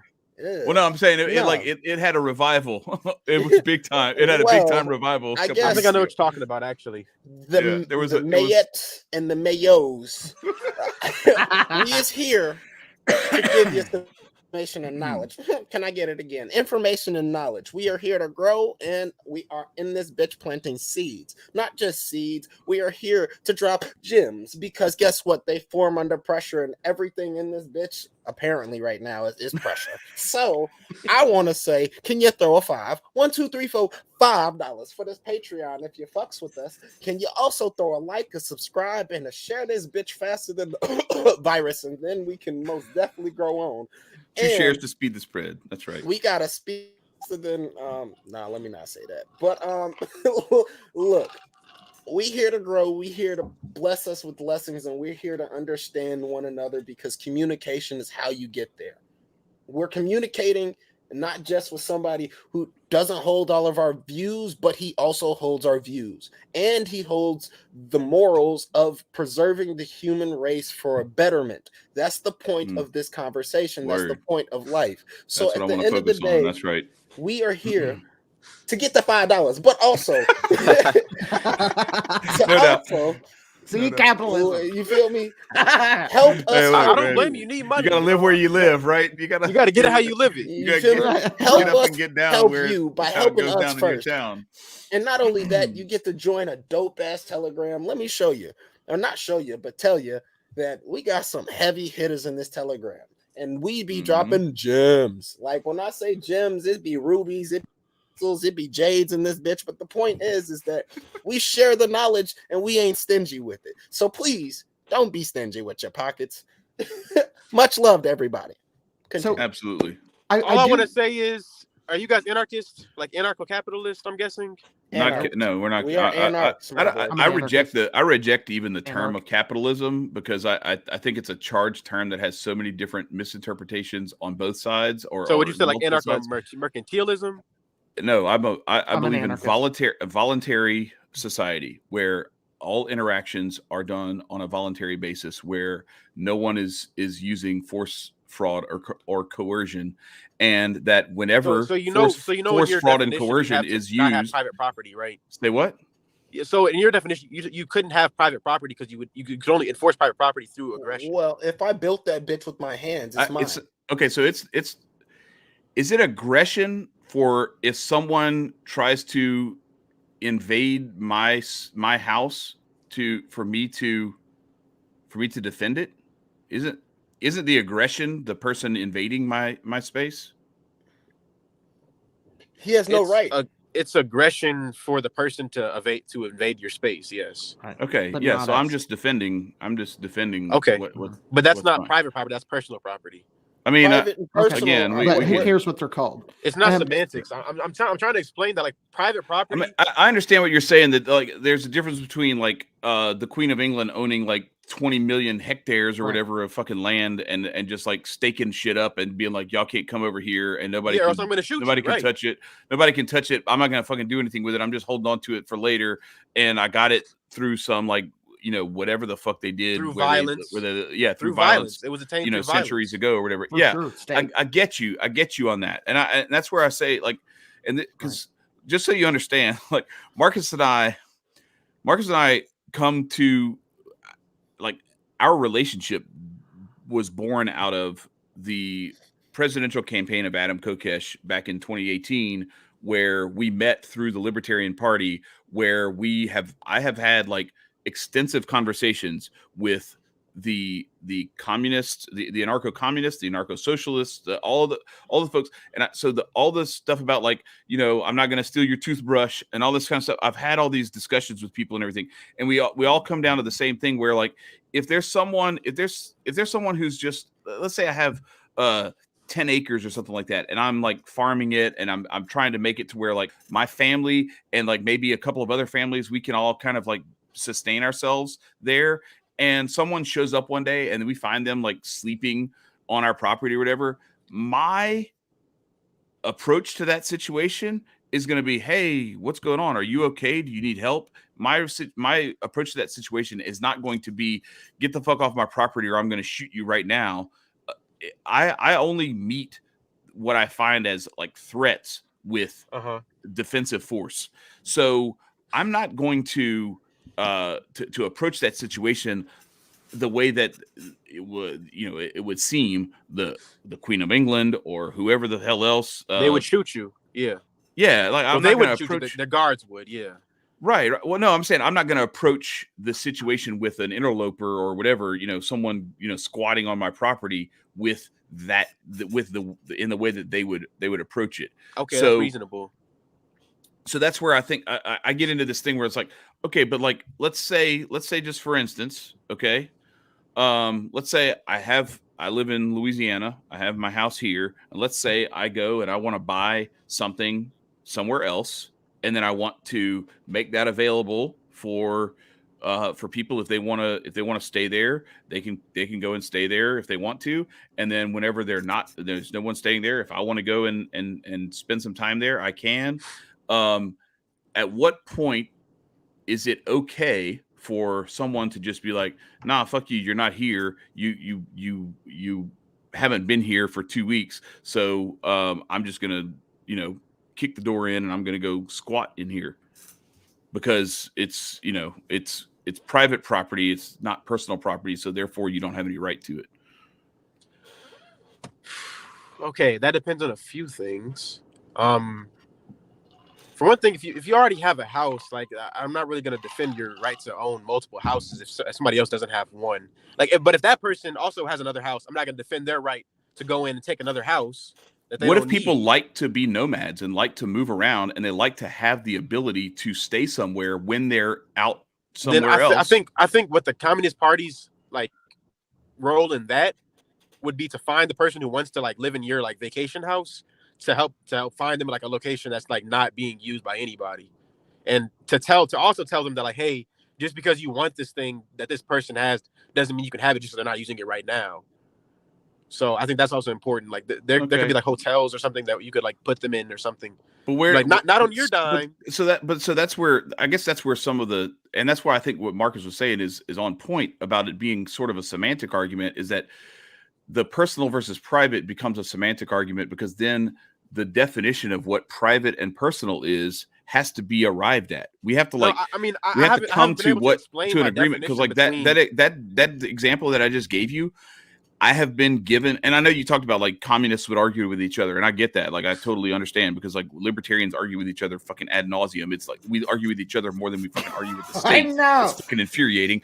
But that notwithstanding, what I wanted to say is that like I have had communists argue with me that like if there's a vacation house that's not yours and that someone else wants it, they can just take it as their own, and that's it. Until they're done using it, yeah. And if they move out of it, then yeah. But what if I built it with my own two hands? I secured all of the materials in order to build it, and then I'm not there for 3 weeks, and they just decide like, so at what point, where is the line, I guess is what I'm saying, because if I leave to go to work, can someone just come into my house because I'm not here? So in that scenario, I would say that wouldn't be fair for the person to take your house. If you built it with your own hands, that's a lot different than like you just like claiming a house is your own. But what if I bought it from someone who built it with their own hands? Huh? What if I traded something or bought the house from someone who did build it with their own hands? Like that's where like the stuff starts to become like way more complex. It's really not, just because theoretical. if you're not profiting off of that property, then it's your personal property. If you're profiting off of it, it's private. If you're not profiting from it, it's personal. What is? But can we define what profit is? First, I'll say I messed up just now when I spoke. If you're personally profiting from it, it can be personal property. Okay. If you're using that property to use someone else's labor and that property to profit off of it, then it's private property. So like a person who owns a factory, that's private property. But if I own like a machine that like hand presses like shirts, like t-shirts, to like make t-shirts, that's personal property, because I can personally use that to make a profit off of that to like make my stuff. But what wouldn't be personal property is like having a whole factory that's like takes like 100 people to run. I couldn't own that myself. The 100 people who run that factory would own that factory. And if somebody wanted to quit, they would no longer own the factory. They would like sell their stake in it under like socialism or what. But that's under socialism. That's not really under communism. That's a different thing. So I do want to back up. So if I go work at McDonald's to flip French fries, I can like take over McDonald's. You can own a part of McDonald's, and you get the value of what you're getting from like flipping those French Why would you build a McDonald's? Why would I build a McDonald's? Why would there be a McDonald's if I have to give everything to the people who I pay? The people who live in the community would build the McDonald's first. That's the thing we don't understand when we talk about this. Is like, if they want to do that together, like, you guys can understand this. Capitalism restricts people's ability to do things. That's the state. The state creates barriers to entry. The state does that though, and I don't disagree that like corporations and what you would define, I think, as capitalism or capitalists, because we have a capitalist state. Yeah, exploit the state. Exploit the state. Well, no, but I think so. So here's my contention. It is, I think when you create an apparatus, when an apparatus is created because human beings fear their own independence and freedom so much that they want a zaddy, for lack of a better way of putting it. Like they want like some sort of like someone to kind of take care of their little wants and needs. There's a tendency to create an environment where naturally people end up in what you would describe as this like I don't know, capitalist state or whatever. They naturally tend to want to give up that freedom to someone else. That doesn't mean that the people who are seeking office in that state are going to tend towards the interests of those people who gave them that power. It actually creates a structure that once it's wielded is going to attract the most corrupt, the most exploitive people. Sure. The most corrupt people, yes. Not the most exploitive. So no, exploitive, not exploited. Yeah, So, exploitive. The people most willing to exploit. I'm sorry, Marcus, I interrupted you. My bad. No, that's my fault too. I've been, dude. This whole thing. I get that I'm a little on edge tonight. I get it. This is but I get it. So I do want to float you something, Justin. This is one thing that I enjoy about socialists and communists in the greater world. And that is most socialists and most communists, the rank and file, want a better world. They've envisioned a world of equality. They envision a world where we interact peacefully. That has been my experience. And I can see that I can see that in you. Mm-hmm. I can see that you want good things. I think the same thing could be said for the rank and file capitalist, like the people who would self-describe as capitalists, but who are actually just being exploited by this corporatist, corrupt, oligarchy system that we have, the world over, who still describe themselves as capitalists. I think but most of those people don't actually like try to like get any type of knowledge outside of like what they already know. Like they're not really free thinkers. That's why we're talking. That's why we're talking to you. It's because we're trying to do that. We're trying to actually like but I'm trying to help you guys understand that like, in order to become a communist, you have to be a free thinker, because the society that we live in now, it constantly tells people that communism doesn't work, that it's impossible to attain, that it can't be done. That's what we're taught. And so what I'm trying to learn is how we can make communism possible, how we can preserve people's personal freedoms, how we can make a better future for everybody. All right, like so I got you. I got you. In my opinion of like, in my view of like what communism is, I think if somebody did come into your house and try to take your shit, I think the Communist Party would back you up on your right to defend yourself and to defend your property. It's a natural law to be able to defend myself. I don't need a motherfucking government to be able to tell me. I'm saying, but he's just talking about people. The reason why you do is because, Marcus, you're just one person. If it was 7 or 8 people trying to come and take your person. Huh? Good luck. I'm not just one person. You have to understand. You come at my house, good luck. Have fun, because there's gonna be an army, and you better watch out. But I'm saying like the purpose of a communist party, in my opinion, would be to defend your ability to do that. So if you needed help, the People's Army would be there to like help you defend your property if you needed it. If you didn't need it, I want the People's Army to leave you alone and to like just stay out of it if you didn't need the help. So I want to kind of go back to what you were talking about, or what I was saying earlier, and kind of comment on all of this. So I think that you and people like you have the right motives, and you're aimed at the right direction. The problem is that you're not elected to office. And have you, Justin, before I go on, have you read Orwell's Animal Farm? I know the gist of it. Yeah. Orwell's Animal Farm. That's a children's book. No, it's not. It's a 7th. We read it in 7th grade. That's a children's correct. Book. I didn't read but it. It is not. It is a children's book, though.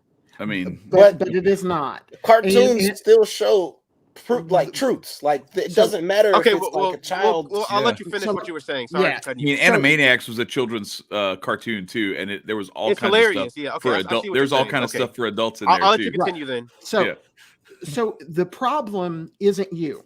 In Animal Farm, they have a revolution where everybody will be equal. Okay. So I strongly suggest you read Animal Farm because it will give our point of view of what your system is going to become. Okay, so would you appreciate it if like I read Animal Farm and then I came back with the book like fully annotated about like everything, every fallacy in it was like debunked? Sure. But at the end of the day, so in that they had high ideals, and that the revolutionaries in it overthrew an unfair capitalist society that was ran by the farmer. And one of the first targets of the newly founded government was one of those revolutionaries. So I fear for you. And but why that happened is because it isn't the revolutionaries that run governments. The people that run governments are politicians. And when you put a communist power over everyone into the hands of people who have been proven throughout time to murder and steal and enslave folks. Politicians? Yes. Okay. Those people will be put in charge of any government, regardless communist or otherwise, because they're the ones who lie the best. They're the liars. I agree. And so what I'm saying is what I think Chad's point earlier, where we can come together, is that have communism, try it. Maybe it would work without a state. I am 100% with you. I would argue that it only work. It would only work without a state, because as soon as you introduce a state, Marx would agree that. Karl Marx literally says in the Communist Manifesto that to implement communism, you need a simultaneous international workers' revolution.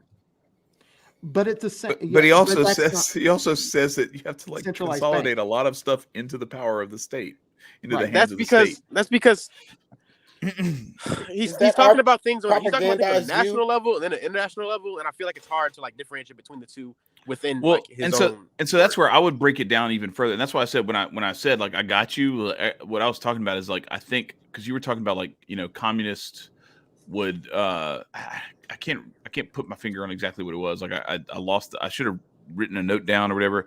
But basically, my point with that was that like anarchists are the same way. Like we see this world for what it is, and we recognize that like the fuckery that's going on isn't our doing. Number one.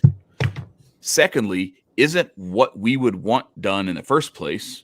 Yeah.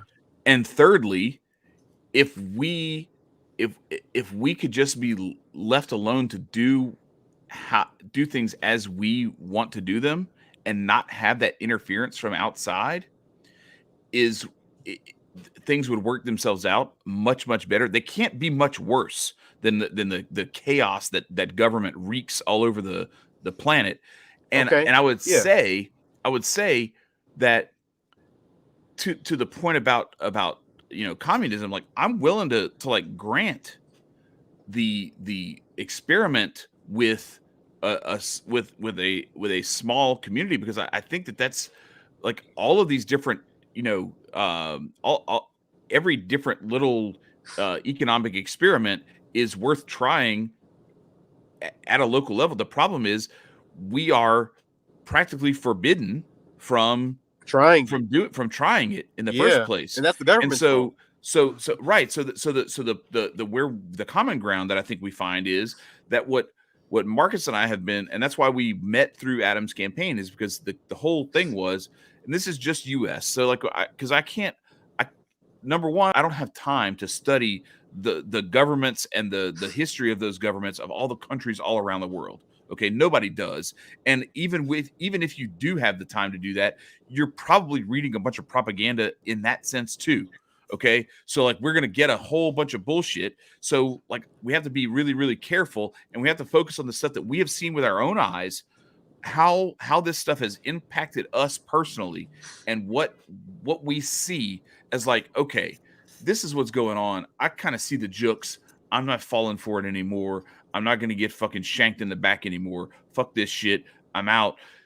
What we saw was a candidate who was willing to put his life on the line on the platform of dissolving the federal government with an executive order as an elected president, just sign the thing, and then if it's the will, if he had gotten elected at that point, it's the will of the people to dissolve this bitch and return the power back to the states. And then at that point, once you have enough people, if you have enough people to get a president elected on that platform, naturally, once you dissolve to the state level, the states are ready to fucking throw this shit out too, and it's going to start rippling its way down to where then we're at the community level. And then if someone wants to have a communist commune here, someone wants to have an anarchist non-communist just voluntary exchange, where it's more market based and less with the I guess sort of the what you guys would describe as more of like the, all right, look, this person needs this, therefore they should get it because they need it or whatever. There's it would be more of like, okay, look, well, markets with safety nets, we can do some stuff. What's that? Markets with safety nets. Markets, yes. Well, nets? markets, but with voluntary safety nets, charities and things like that, where people voluntarily give into, because there's a whole lot of real world examples of this. Like I've seen it happen. I think with that my own work, two eyes, yeah. Where people give and this is what I wanted to get back to, like way back when we first started this whole conversation, was if you look at your interactions on a day-to-day basis, day in, day out, how many of your interactions are forceful, where someone has a gun to your head and it's like, do it my way or you're getting shot, or it's some sort of like, do it this way or I'm going to steal from you, or I'm going to hurt somebody close to you or take something from you, or sequester something of yours or something like that.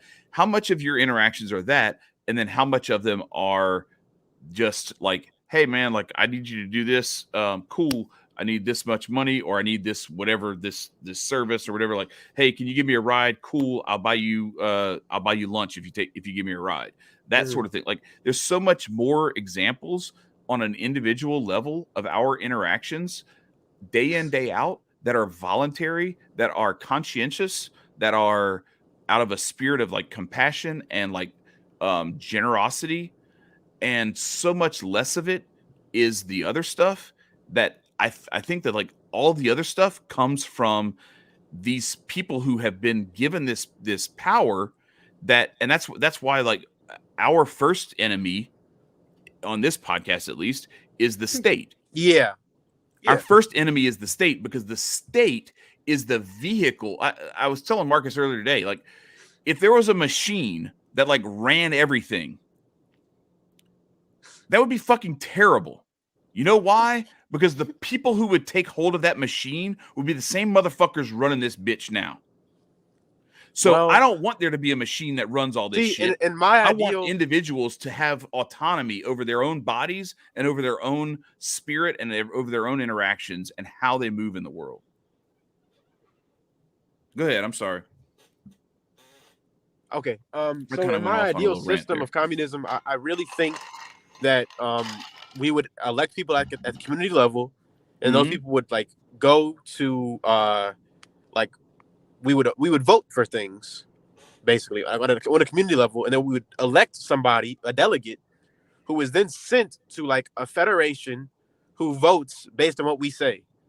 And if you don't vote that way, you're instantly recalled, and your like choice that you said, like that's that's what this is. That's what America is. That's what America is. It's not. I'm saying that's what America is on paper. And what happens is, through the media monopoly and through all your candidates are chosen for you before you even get to vote. Yeah. if they don't like somebody and That's what somebody's not I'm willing saying. to, Like in my system, you're not voting for the candidate, you're voting for the policy. In my system, there wouldn't be politicians, there would be policies. But That's the here's idea thing that the United States was you're founded on. relieving your personal power to another individual. Yeah, to as soon as you control how delegate live. that, No, it's over, no. man. My personal power is the personal power to vote for this policy. Yes, no, No, understandable. Yeah, you want somebody to be able to enact a policy that could be better for your community. I'm sorry. Go ahead. I'm sorry. Go ahead. Man. Where I'm we So the stand- policy, Where we let stand Nico at finish. Let Nico where finish. we stand I'm at sorry for interrupting. is that we don't need other individuals to do shit for us when everything is voluntary. When you voluntarily say, "Hey, I want if you guys are okay, I would like you guys to have a livestock."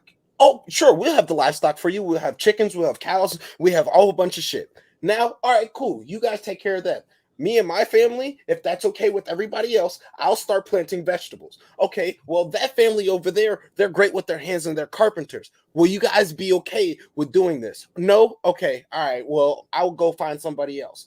The thing is that you are relinquishing all of your human abilities and all of your own power to another individual when you want to start voting. The only thing that a vote should ever happen is within your own family, because that's when politics really fucking matter. no, Not it to should happen at everybody your else. workplace too. Yes, at your workplace, but when it's the workplace, it's your community, because you all have talked about this. You all have similar views. You all have a conscious idea of how you want a product or a service to be exponentially pushed out and things of that nature. You're actually describing an ideal communist society better than I can right now, actually. But That's because we've studied Emma Goldman. Yeah, Emma Goldman. That's why we recommended you read Emma Goldman. Because this is Emma Goldman shit right here. And Nicco, I don't even think Nicco has read Emma Goldman. Nicco's just heard Marcus talk about it a lot. Look. It's just the more voluntary things are, the more you're willing to be able to invest into a society due to your own abilities and attributes, the more something can grow and be fluent. You don't need a fat ass state for everybody to be like, okay, well, you need to do this. I agree. I'm not saying that at all. That's where we stand at. We stand at all majority actions being more voluntary than anything. Yeah, when Justin, when you said something about voting at the workplace, like I know Nicco agreed with you. I'm going to push back a little bit. Let's say everyone at your workplace votes, no, it's cool. Let this guy pay us only this much because I don't want the factory shut down, or whatever he's been sold as the lie that is the reason why the majority is going to vote against your best interest. So you want to take over the factory or whatever. You know, we had the pizza thing earlier where we were talking about the workers taking over the thing.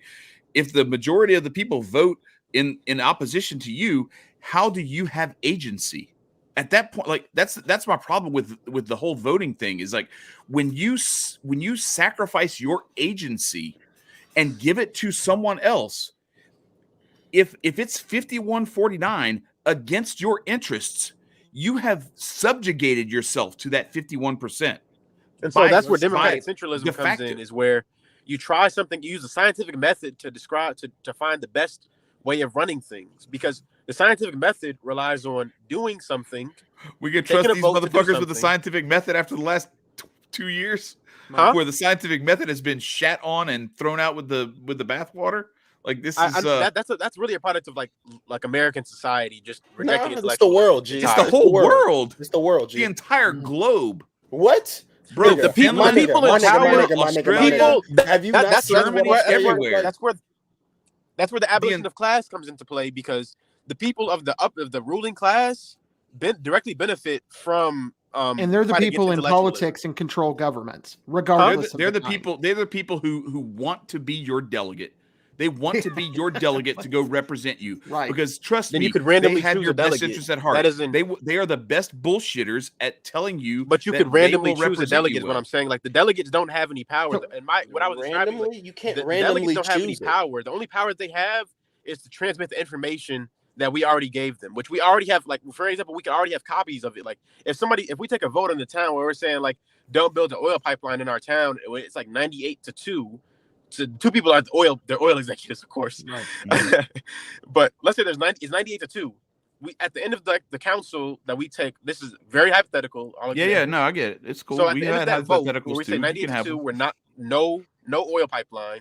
We all print out a copy of like what we say. We give the delegate a copy of what we said, and then he goes to the convention to like say like, hey, they're saying that we can't build an oil pipeline right through this town. Then if he started to say, oh yeah, they did say we could, then there's also going to be like a check and balance for that, where it's like you balance it out by saying like, did he really say like yes? Did you guys really say yes? We can build a pipeline? And we're like, no, we didn't. We have this ballot right here to prove that we didn't say that. And through technology, it's you can see people vote for things in real time. Like sure. Except for in our government where you can't see anything. Huh? Except for our government where you can't see anything. Well, Edward Snowden and Julian Assange are perfect examples of that. Mm-hmm. Sure. No, absolutely. Yeah, for sure. We don't disagree. Right.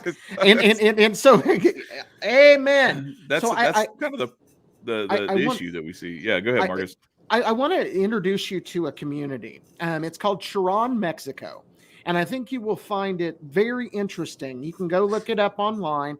There's lots of videos about it. I suggest the one that Luke from We Are Change put out. But anyway, it is a community. It has now existed. I think it's 14 years at this point. So this community decided roughly 14 years ago to tell the government to get the hell out. They did not want anything to do with the government. They kicked all of the corporations out because they were destroying the environment around the city. They absolutely kicked every damn one of them out. Inside inside Cheran, Mexico, you are not allowed to have a sticker on your car that promotes any political ideology or any political person. They do not do politics. It is not allowed in the city. You get a sign when you come up to there. When you're met by armed guards, you are met, and they tell you, if you want to come in to Cheran, Mexico, you will not talk about politics. You will have nothing to do with politics. We do not believe in politics or major corporations. If you don't like this, see that road over there? It goes around Cheran, Mexico. I suggest you take that road. Inside of Cheran, Mexico, which, by the way, is beginning to thrive. In Cheran, Mexico, how their electoral system works, because they have an electoral system, because it is a large city. Each borough has a person that is picked by the local people. Those local people get together. You do not have a choice. And to live in Cheran, Mexico, this is what you can't, if you don't want to have this system, move. This is the way it is. So it's voluntary if you live in our community. So in Cheran, Mexico, they get together once a year and they choose a representative from their borough or their little community, their little piece of that city. That person is required, regardless of what they are, of who they are, is required. They have to give up any job that they have for 1 year and serve as their representative from their group. Doesn't matter. And you cannot, there is no politicking. You cannot talk. You cannot go out and convince people. You cannot pay people. You cannot do anything. All you do is everyone in that community shows up on that day. They choose one person. That one person then goes to a central location within the city of Cheran, where they represent their group into the larger sections, like let's say north, south, east, and west. So this is north, this is south, this is west, and this is, so they represent that. East. And then, east and west, whatever. All 4 directions. Anyway, so. Thank you, Nicco. Somebody needed to give this man the cardinal directions. Right. So that tornado fucked him up, man. Right, it did. So then all of them come together as a council. There is no central leader, none. And the numbers are actually bigger than 4, but they come together as a council and they make decisions. Then they hand those decisions down to the lower pieces. At any point, if any of those other representatives disagree, it tosses it out. A single person votes against it, thrown out, 100%. That is an anarcho-communist system of government in action, because there is no force. There is no coercion. You are required and voluntarily live in that. Well, if you that like goes back to what I said earlier about how, in order for that to thrive, they can't tolerate like people who don't tolerate. They're very tolerant. The only thing that they can't tolerate is people who are intolerant of the fact that they are tolerant. Yeah, but they don't go murdering niggas. They I'm gotta not move saying, around. but what they do to avoid having to murder people is they just don't let them in the first place. Right. And you can choose to do that with your community. You can choose. But I'm saying that. like, I would love to study what they did, because that sounds really, really great. That's what I'm saying. Check out Cheran Mexico. I would love to like try to like kick corporations out of my town and kick the government out of my town. Like, I live in Chicago. They have virtually no crime. And it's not because people are scared. I live in Chicago. I would love to do that. I hate the Democrats. Right. That's what I'm saying. Yeah, because it's pretty much that's pretty much all there is. You guys probably just help me like you guys probably just by telling me about that, you will probably help me more than reading 10 hours of Marx will. Yeah, by telling me about that town. How do you spell that? I brought you on this bitch for a reason. Cheron. Yeah. I'm gonna have to look that up. That sounds amazing. Look, Justin, whatever we've discussed, I'll have them send me links and I'll send it to you. Damn near we'll have it at the bottom of the description below. Hit the like, subscribe, and $5. Thank you. That's right. Thank you. We've got to keep grifting. Got to get that $5. Guys, remember, everybody, sharing this episode doesn't cost you anything. Before we wrap joining up, the bomb-ass Telegram group only costs you $5. Tell them, Nicco. $5, it can get you a bag of chips. Cool. $5 can get you what is it? A BBL meat from goddamn McDonald's. BLT from Subway, maybe from McDonald's. But would you rather do that? You said BBL meat, and I was like, I'm like, pause. I'm like, Brazilian butt lift. I'm like, that's what I'm saying. I'm like, who are we meeting? But the thing is for that $5, I don't know if I want to. Before we wrap up, Justin, I would like you to elaborate on a very interesting story that you have that has brought you to this path of communism. Oh yeah, no doubt. Oh, about how I got arrested last year at a protest? Yeah. And then it's not just so I sprayed the police with the water gun at a protest. Oh yeah, I went viral too. There's some stuff I won't say on the podcast just because I am suing the city of Chicago. No, let's go. And I don't want to give out too many details and mess up. Yeah, no, go ahead, bro. So basically, there was a protest last year that involved somebody allegedly spraying some cops with a water gun, and then like it just as a prank, basically. And then I was taken in, and they had also used excessive force and stuff. And there was I was held. How many cops? How many cops like snatched you up? Oh man, it had to be like 9 to 12, probably. It was 9 to 12 cops, and Justin is a little bit smaller than me. Yeah, I only weigh 145 pounds now. Exactly. I lost some weight. So yeah, they held me in a cell for like 31 hours total. For the first 16 hours, I had no access to food or water or a bathroom. And then for the latter half, I was in an actual cell where I actually did have access to like a bathroom and some water. They made me like bang on the door for like hours just to like even get like some food, which ended up just being like some bread because I didn't eat meat at the time. That sounds very similar to what Adam went through, because Adam was vegan too, and he had the same thing where they like all they would do was like slide a ham sandwich under the door or something like that. Yeah, and they make you like, I don't eat take the ham off, pimping. They also took my fingerprints and my mugshot. And then because people were looking for me and they knew that would be in the system, they deleted it a few hours later and made me take them again. Oh, wow.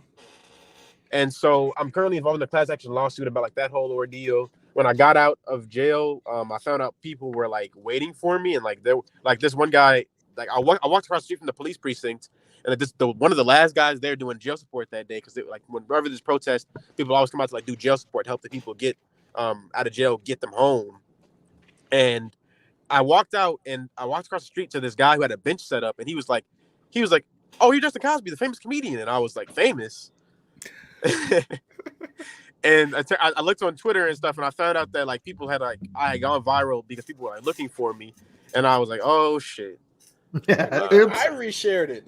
Like Kalani reshared it. The fact that like you had a whole bunch of people. Wait, like for real, Kalani? Yeah, like A Boogie with the hoodie. Damn. He shared it too. Boogie with a hoodie? All right. Okay. All right. Oh, Bill, So you know the comedian Bill Burr? Went viral.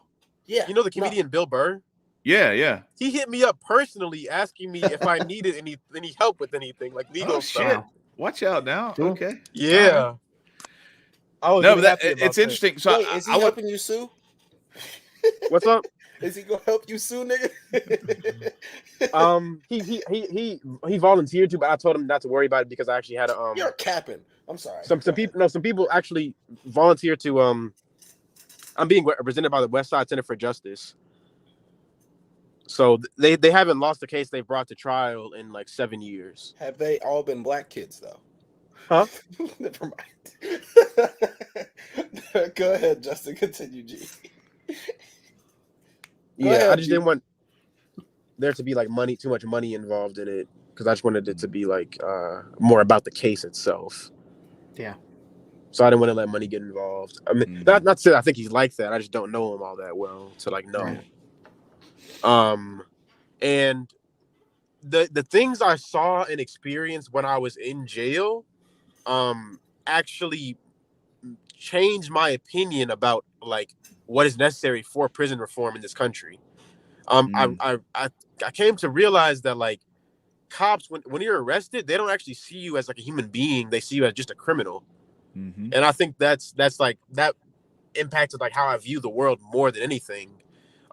Just because like if somebody's like begging you to like use the bathroom, it's in your human nature to like not on like a human keep them level chained to a bench. Right. Yeah. Right. On a human level, you gotta like have some sort of compassion. Yeah. Right. And cops, like when you're arrested, no matter what the crime is, and no matter whether you're guilty or not, they treat you that way. They treat you like they will walk into a room, see you like begging for food, water, go to the bathroom, and like just they will not even look at you. Right. And that was like something that like I realized if you're actually in a prison, it is so much. I was just in a precinct. I only have to put up with it for like a day and 6 and 7 hours. Well, you also have to take in consideration that like it was a riot, if you will. Like some shit really did pop off. I agree. Like I see what you're saying. Like there is, but I don't agree. That still doesn't mean you can't let people go to the bathroom. No. I don't agree with the fact that, you know, oh yeah, you want to cause ruckus over something that actually mattered to people. So since you caused ruckus, that's something that mattered to people. You're like, oh, you're nothing more than a number. And exactly. That's how the police treated us. Mm-hmm. Yeah. Well, that's what they've done to Adam too, like several times, and like they handcuffed him behind his back and like threw him in his cell, like on his head. Is he currently in jail right now? They're carrying him in. Yeah, no, he's in jail. He's in jail right now. Yeah, they didn't throw him in to. I don't want to lie. Like so, I was anyway. They were carrying him to his cell and dropped him on his head. On his head? Yeah. Okay. Like they were carrying him, handcuffed behind his back. One guy holding his feet, one guy holding like by his like. They dropped me while they were carrying me too. They actually beat me and then they carried me down the street and they dropped me while they were carrying me then too. And didn't they like damn near cut the circulation off your wrist from? Yeah, my left hand actually has like some visible scarring still. That was a year ago. There's still some almost visible scarring from how tight they put the zip ties on my hand. A paramedic had to come over to the paddy wagon that I was being held in because the cops weren't like listening to them at all, or to me like scream, like begging them for help. And the paramedic actually had to come over and like ask them to open up the door so they could see me, they could see my hand. Yeah. So if I may, I want to kind of bring that back to like our larger conversation, because I think for all the little, I count them as like disagreements over like very minute details of things, because I think like on the larger picture, I think we agree. we ultimately Marcus has described this this phenomenon before as like, you know, we're all on a train towards freedom, and we may get off at different stops, but we definitely agree that we ain't in the right spot right now. So Yeah. but we're traveling in the same direction. We just might want to get off at, you know, one of us wants to get off at a more communist town, one of us wants to get off at a more, you know, I don't know, free market or whatever, you know, open voluntary sort of setup. And I think a lot of the time we get into some of these quibbles over, I think it's more definitions of the current paradigm than it is about definitions of where we're going. Yeah, For definitely. sure. Definition of where we're going is it's voluntary, and Like me personally, we want to treat each other with participate in respect. Anarchist revolution. Huh? I said me personally, like even though I'm a communist, I would still like participate in Anarchist revolution. Yeah. That's still You see the end goal. yeah, that's goal. still an improvement over where we are now. Yeah. Well, what I'm saying though is I think some of the disagreements over even what we perceive as the end goal, like we talk about these things like for instance, like the personal and private property thing. These are actually disagreements over the definitions of what the current paradigm is. Well, Facts. yeah, I think that's more true. More so than what they are a description of where we're going. And I think where we're going is, and that's why I like try to bring some of that stuff back to, you know, what certain scenarios look like, and Marcus too, and you, we all kind of did this, you know, me, you, Nicco, and Marcus, we all kind of like went around on this stuff. But what I wanted to say is that, like, for all of the disagreements on that stuff, what I think is interesting to put as a backdrop is, like, right now we have a friend of ours who I think would identify politically or at least, you know, worldview wise in this conversation with where me and Marcus are, and Nicco too, to a greater or lesser degree. Adam, he's currently in custody over some bullshit, and got treated very similarly to you.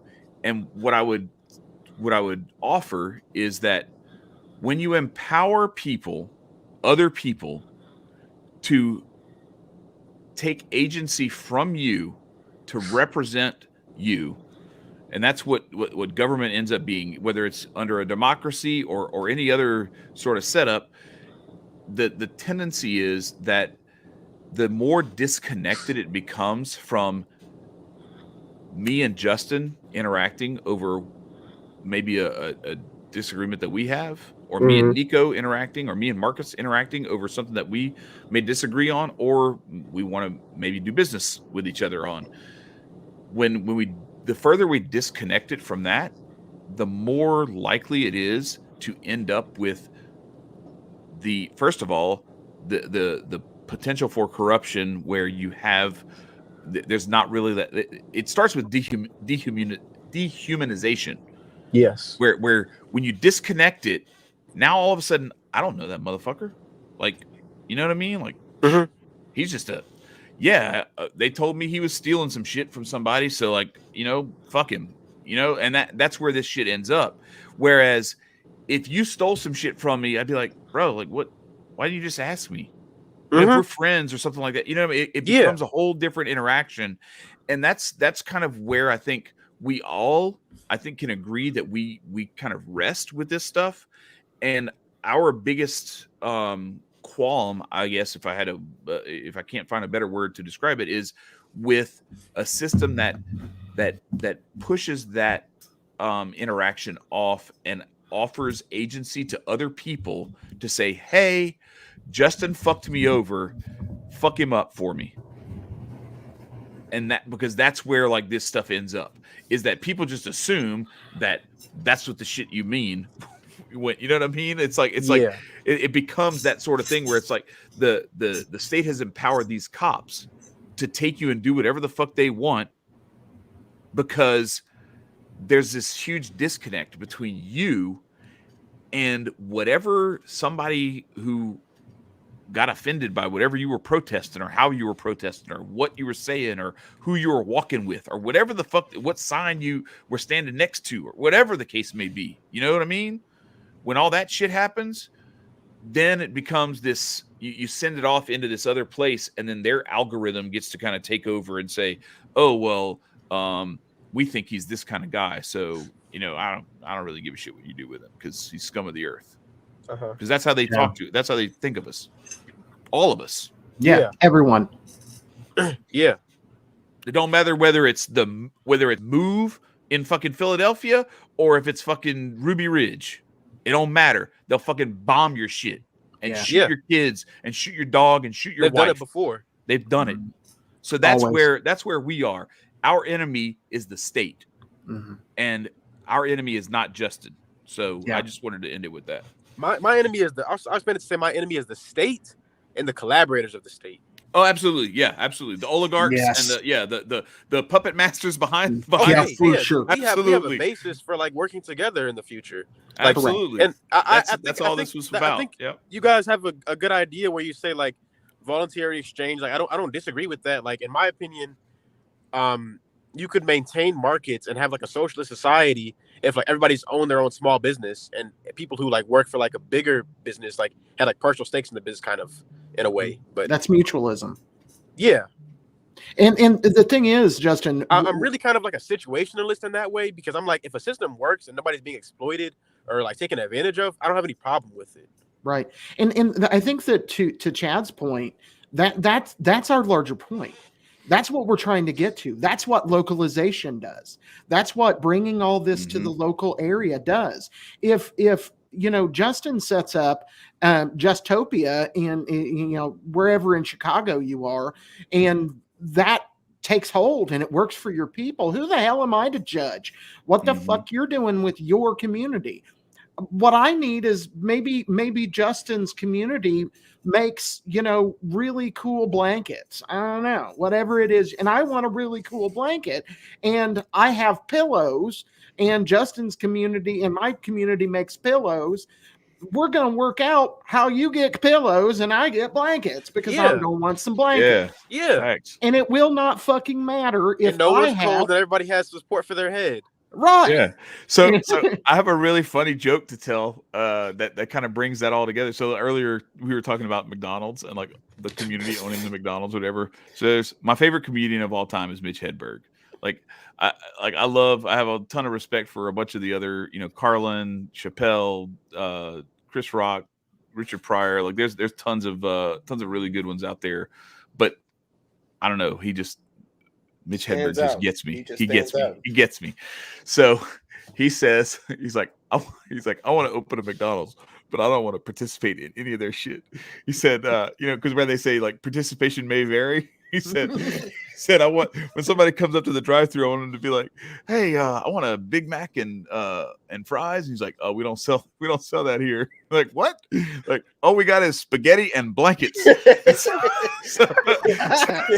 So anyway, with that, I think that kind of brings the spirit to like where this all kind of can find like common ground, because that's kind of what we're jiving with. I think is that we don't have to fall under some like big corporate umbrella or some big federal umbrella or world government umbrella or anything like that. Yeah. But we are okay with getting together with our community in like a homeowners association sort of way and saying like, hey, look, what if we got together and we helped out Jim down the street build his gazebo or whatever, whatever the like the Amish do. Like the Amish have modern Amish, home raising. They have home raisings. Like they like build the house. The whole community builds a house and they raise the house together as a community. It's a very, that's kind of where like my vibe is. And not for nothing, the fucking the Amish have dealt with a lot less of the fuckery that has gone on in the last couple of centuries than the rest of us have. My thing is like I agree with that. Like my thing is like using technology to bring society together like in a sustainable way, and like meaning that like we're not continuing to destroy the environment. And I want it to also be like in a way where we also allocate resources to get people what they need and like when they need it. Like my thing is like make sure people have food, the medicine they need, like diabetics, make sure they have insulin, and people have things they need to survive before anything else. And then like if there's like disagreements about like who gets like the PS5, then like we'll handle that a different way maybe. But it doesn't need to be a super rigid way of implementing these principles. Right. And so the organization that I'm part of, the Progressive Labor Party, one of our mottos is like that we use strong principles with flexible tactics, which means that like if our principle is to like make sure every human being is fed, it doesn't really matter how that gets done as long as it gets done, and that every human being is like satiated their hunger, not just fed, but like also that they're getting enough food. And that we also like have like every diabetic gets insulin, for example, too. I would like to interject. I would like to interject to saying, when you live in a more voluntary society, and there's a lot less things being interjected, I promise you, hands down, majority of the diseases will go down tremendously. I think I agree. Stress related and everything else. Yeah. Oh yeah, a lot of you have to understand if you don't make people work 40 hours a week, like that'll solve so many things. Because the 40-hour work week. Where we stop is if you stop making people. Yeah, if you stop making people. Period. Yeah, I mean, I do agree, anything. Yeah. Don't make people do shit. Like it's just right. Let people do what they. It's kind of like how like if you go to wash dishes and then like your mom or your wife or something tells you to wash the dishes, I don't want to do it anymore.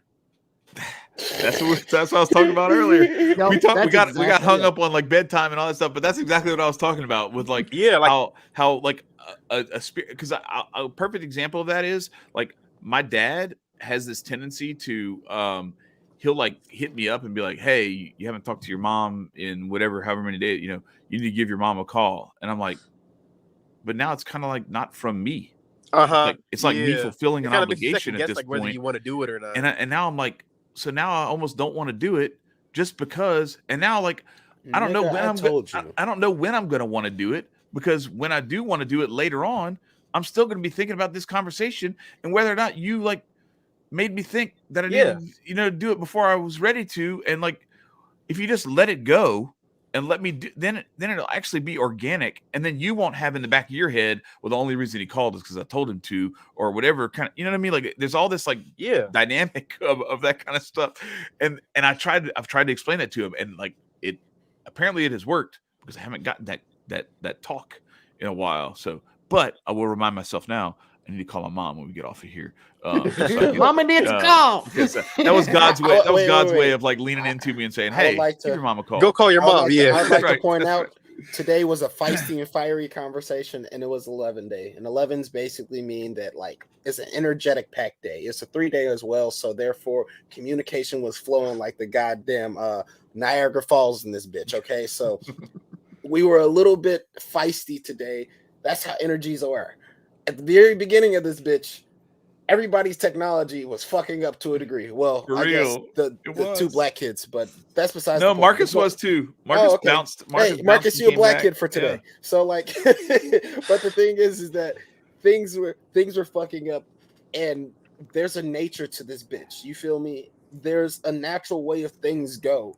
And if you understand how the natural things go and you help things flow along with it, then there's not going to be butting heads. And I appreciate Justin.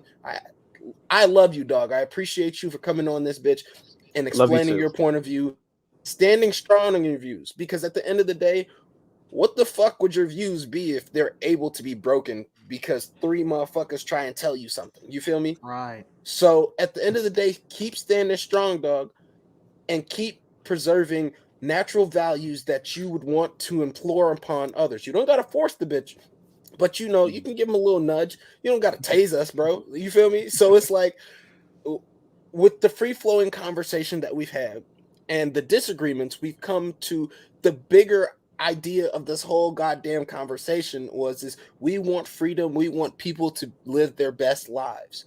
And for that to happen, you need disagreements such as this. Yeah. If you don't Mhm. get other people's point of views, and if you don't hear their truths, then you're only stuck in your own mindset of truths. And therefore, you can be a senile dumbass at the end of the day if you're And you only don't stuck know- in your truths. And you don't know that we're not all being fed the same propaganda too. Exactly. Mhm. Exactly. So You know what I'm saying? therefore, So, it's always best to keep going and stay strong in your morals and values as long as they're not profitable, but as long as they are something that is in betterment for the humans, and not Mhm. just humans, for all of society, animals, goddamn water, goddamn trees. You feel me? So it all is on you staying strong and you only showing what the light is opposed to what darkness we're in. You feel me, dog? Mm-hmm. So Mhm. So I want to bounce off of that, Nicco. What at the end of the day, what you're going to look over your shoulder is radicals need to stand together, regardless. We have to. And We're from this fighting conversation, I realized I actually agree with you guys on more things than we disagree with. for sure. And right now, the largest problem all of us have is a fascist government, which is locking us down, holding us against our will. And you will look over your shoulder and you will see anarchists standing with you as you Mhm. fight fascism. I Mhm. guarantee it. Yeah. We will be there. We will be fighting it. Mhm. We may not have the same ideas, but we're going to be fighting it. And Mhm. the way I see it, I'm with Chad. My enemy is not you. It is not communism. It is not communist. It is none of these philosophies or ideologies. My enemy is the state. Yeah. Because the state murders, the state steals, the state enslaves. We are about peace, love, and freedom. I agree. And we will stand for that forever. And we don't care as long as you're not turning to that state to damage my family or my life. You are not my enemy. You are my ally. We Mhm. just have different fronts to fight on. Mhm. factual. Mhm. Factual. That's beautiful. And with that, That was we beautiful. appreciate Yeah, you I and couldn't have said it much better love. myself. Yeah, much love for coming on. And I have a lot of respect because like you didn't know what you were getting into, and you came ready. I appreciate like your perspective on things and your understanding and being well versed on the things that you brought to the table. Because it's not a small task to go onto some people's podcasts you never met before and put yourself out there to have a disagreement on a lot of things. And I hope that that we can continue to kind of stay in touch and everything to keep this conversation going, because what you said at the end there about agreeing with us on more things, I kind of feel the same way. I feel like that, and that's why I wanted to kind of keep kind of steering us back in that direction. I Was literally organized with anarchists too. Like when I'm yeah, actually like out well, in the and we street, like, have yeah, and we have two, and we have one of our other guests, one of our friends, Trey Quinn, Black Mountain Hotep. He did the same thing. He was in a lot of the rallies in Colorado last year, and actually Shout out to some of the Trey. folks, shout out to Trey. Some of the folks sent sent the cops to his work to like come and so he lost his job and ended up getting arrested all in the same thing. So like I feel you, like we've been fighting this fight for a while and fighting alongside folks such as yourself. And so while at the same time we do have some of those disagreements that we wanted to flesh out, and I think, like I said, it's more about coming to a better understanding of what our definition of the current paradigm is and what the definition of what our ideal paradigms are, and then more focusing on like where those things are similar, our understandings of those things, and not getting. I think sometimes it's a real easy tendency, especially in like the 30-second microwave culture that we have now with social media and everything else, for some of this stuff to get really, really hyperbolic, and for everybody to get like into these like very, very small but very divisive sort of battles over terminology or different things like that. And so I I'm really on Twitter, appreciate. man. I see it happen all the time. Yeah, it happens all the time. It's terrible. I mean, we even see it when we text people. You can say like, yo, what's up? Or like, hey man, what happened? And it could be taken as like, bro, what happened? Or I remember there's this old Rob Schneider shtick where he did a thing about like the word dude. How it could be like, dude, or dude, or Yeah. dude. That Yeah. was not cool. It can mean all these different things. And so it's really good to have, we've been on here for 2 hours and almost 20 minutes now, and to actually be able to converse with each other and really like dig in on some of this stuff and then find out, oh, okay, that's what you mean. Well, shit, that's the same thing we mean. Yeah.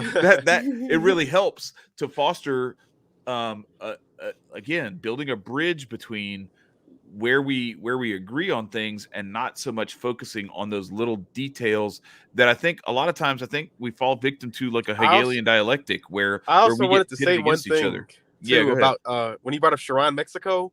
Yeah. The whole time you were saying like that they don't allow politics in the town. The whole time you were saying like you're not allowed to like just stop any party. The whole time I was thinking it was like, this is a one-party state. Yeah, the one party is zero.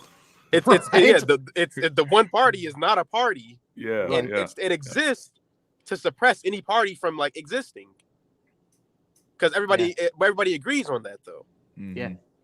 Voluntarily. So it works. Right. And I sent Nicco the links that Luke, who shout out to We Are Change, that Luke put up. It's probably a couple years old now, but he had 2 videos that he covered it. You can find it everywhere once you look at that if you want to look deeper. It's an interesting story. And the thing about Cheran is that they aren't the people that rise are the people that help your community, because they're the ones that people vote for, because you're not voting for an idea, and everyone is in that room. Everyone is in that room from your community. So you're choosing that grandma down the way that gave you vegetables last week. She's the one you're voting for.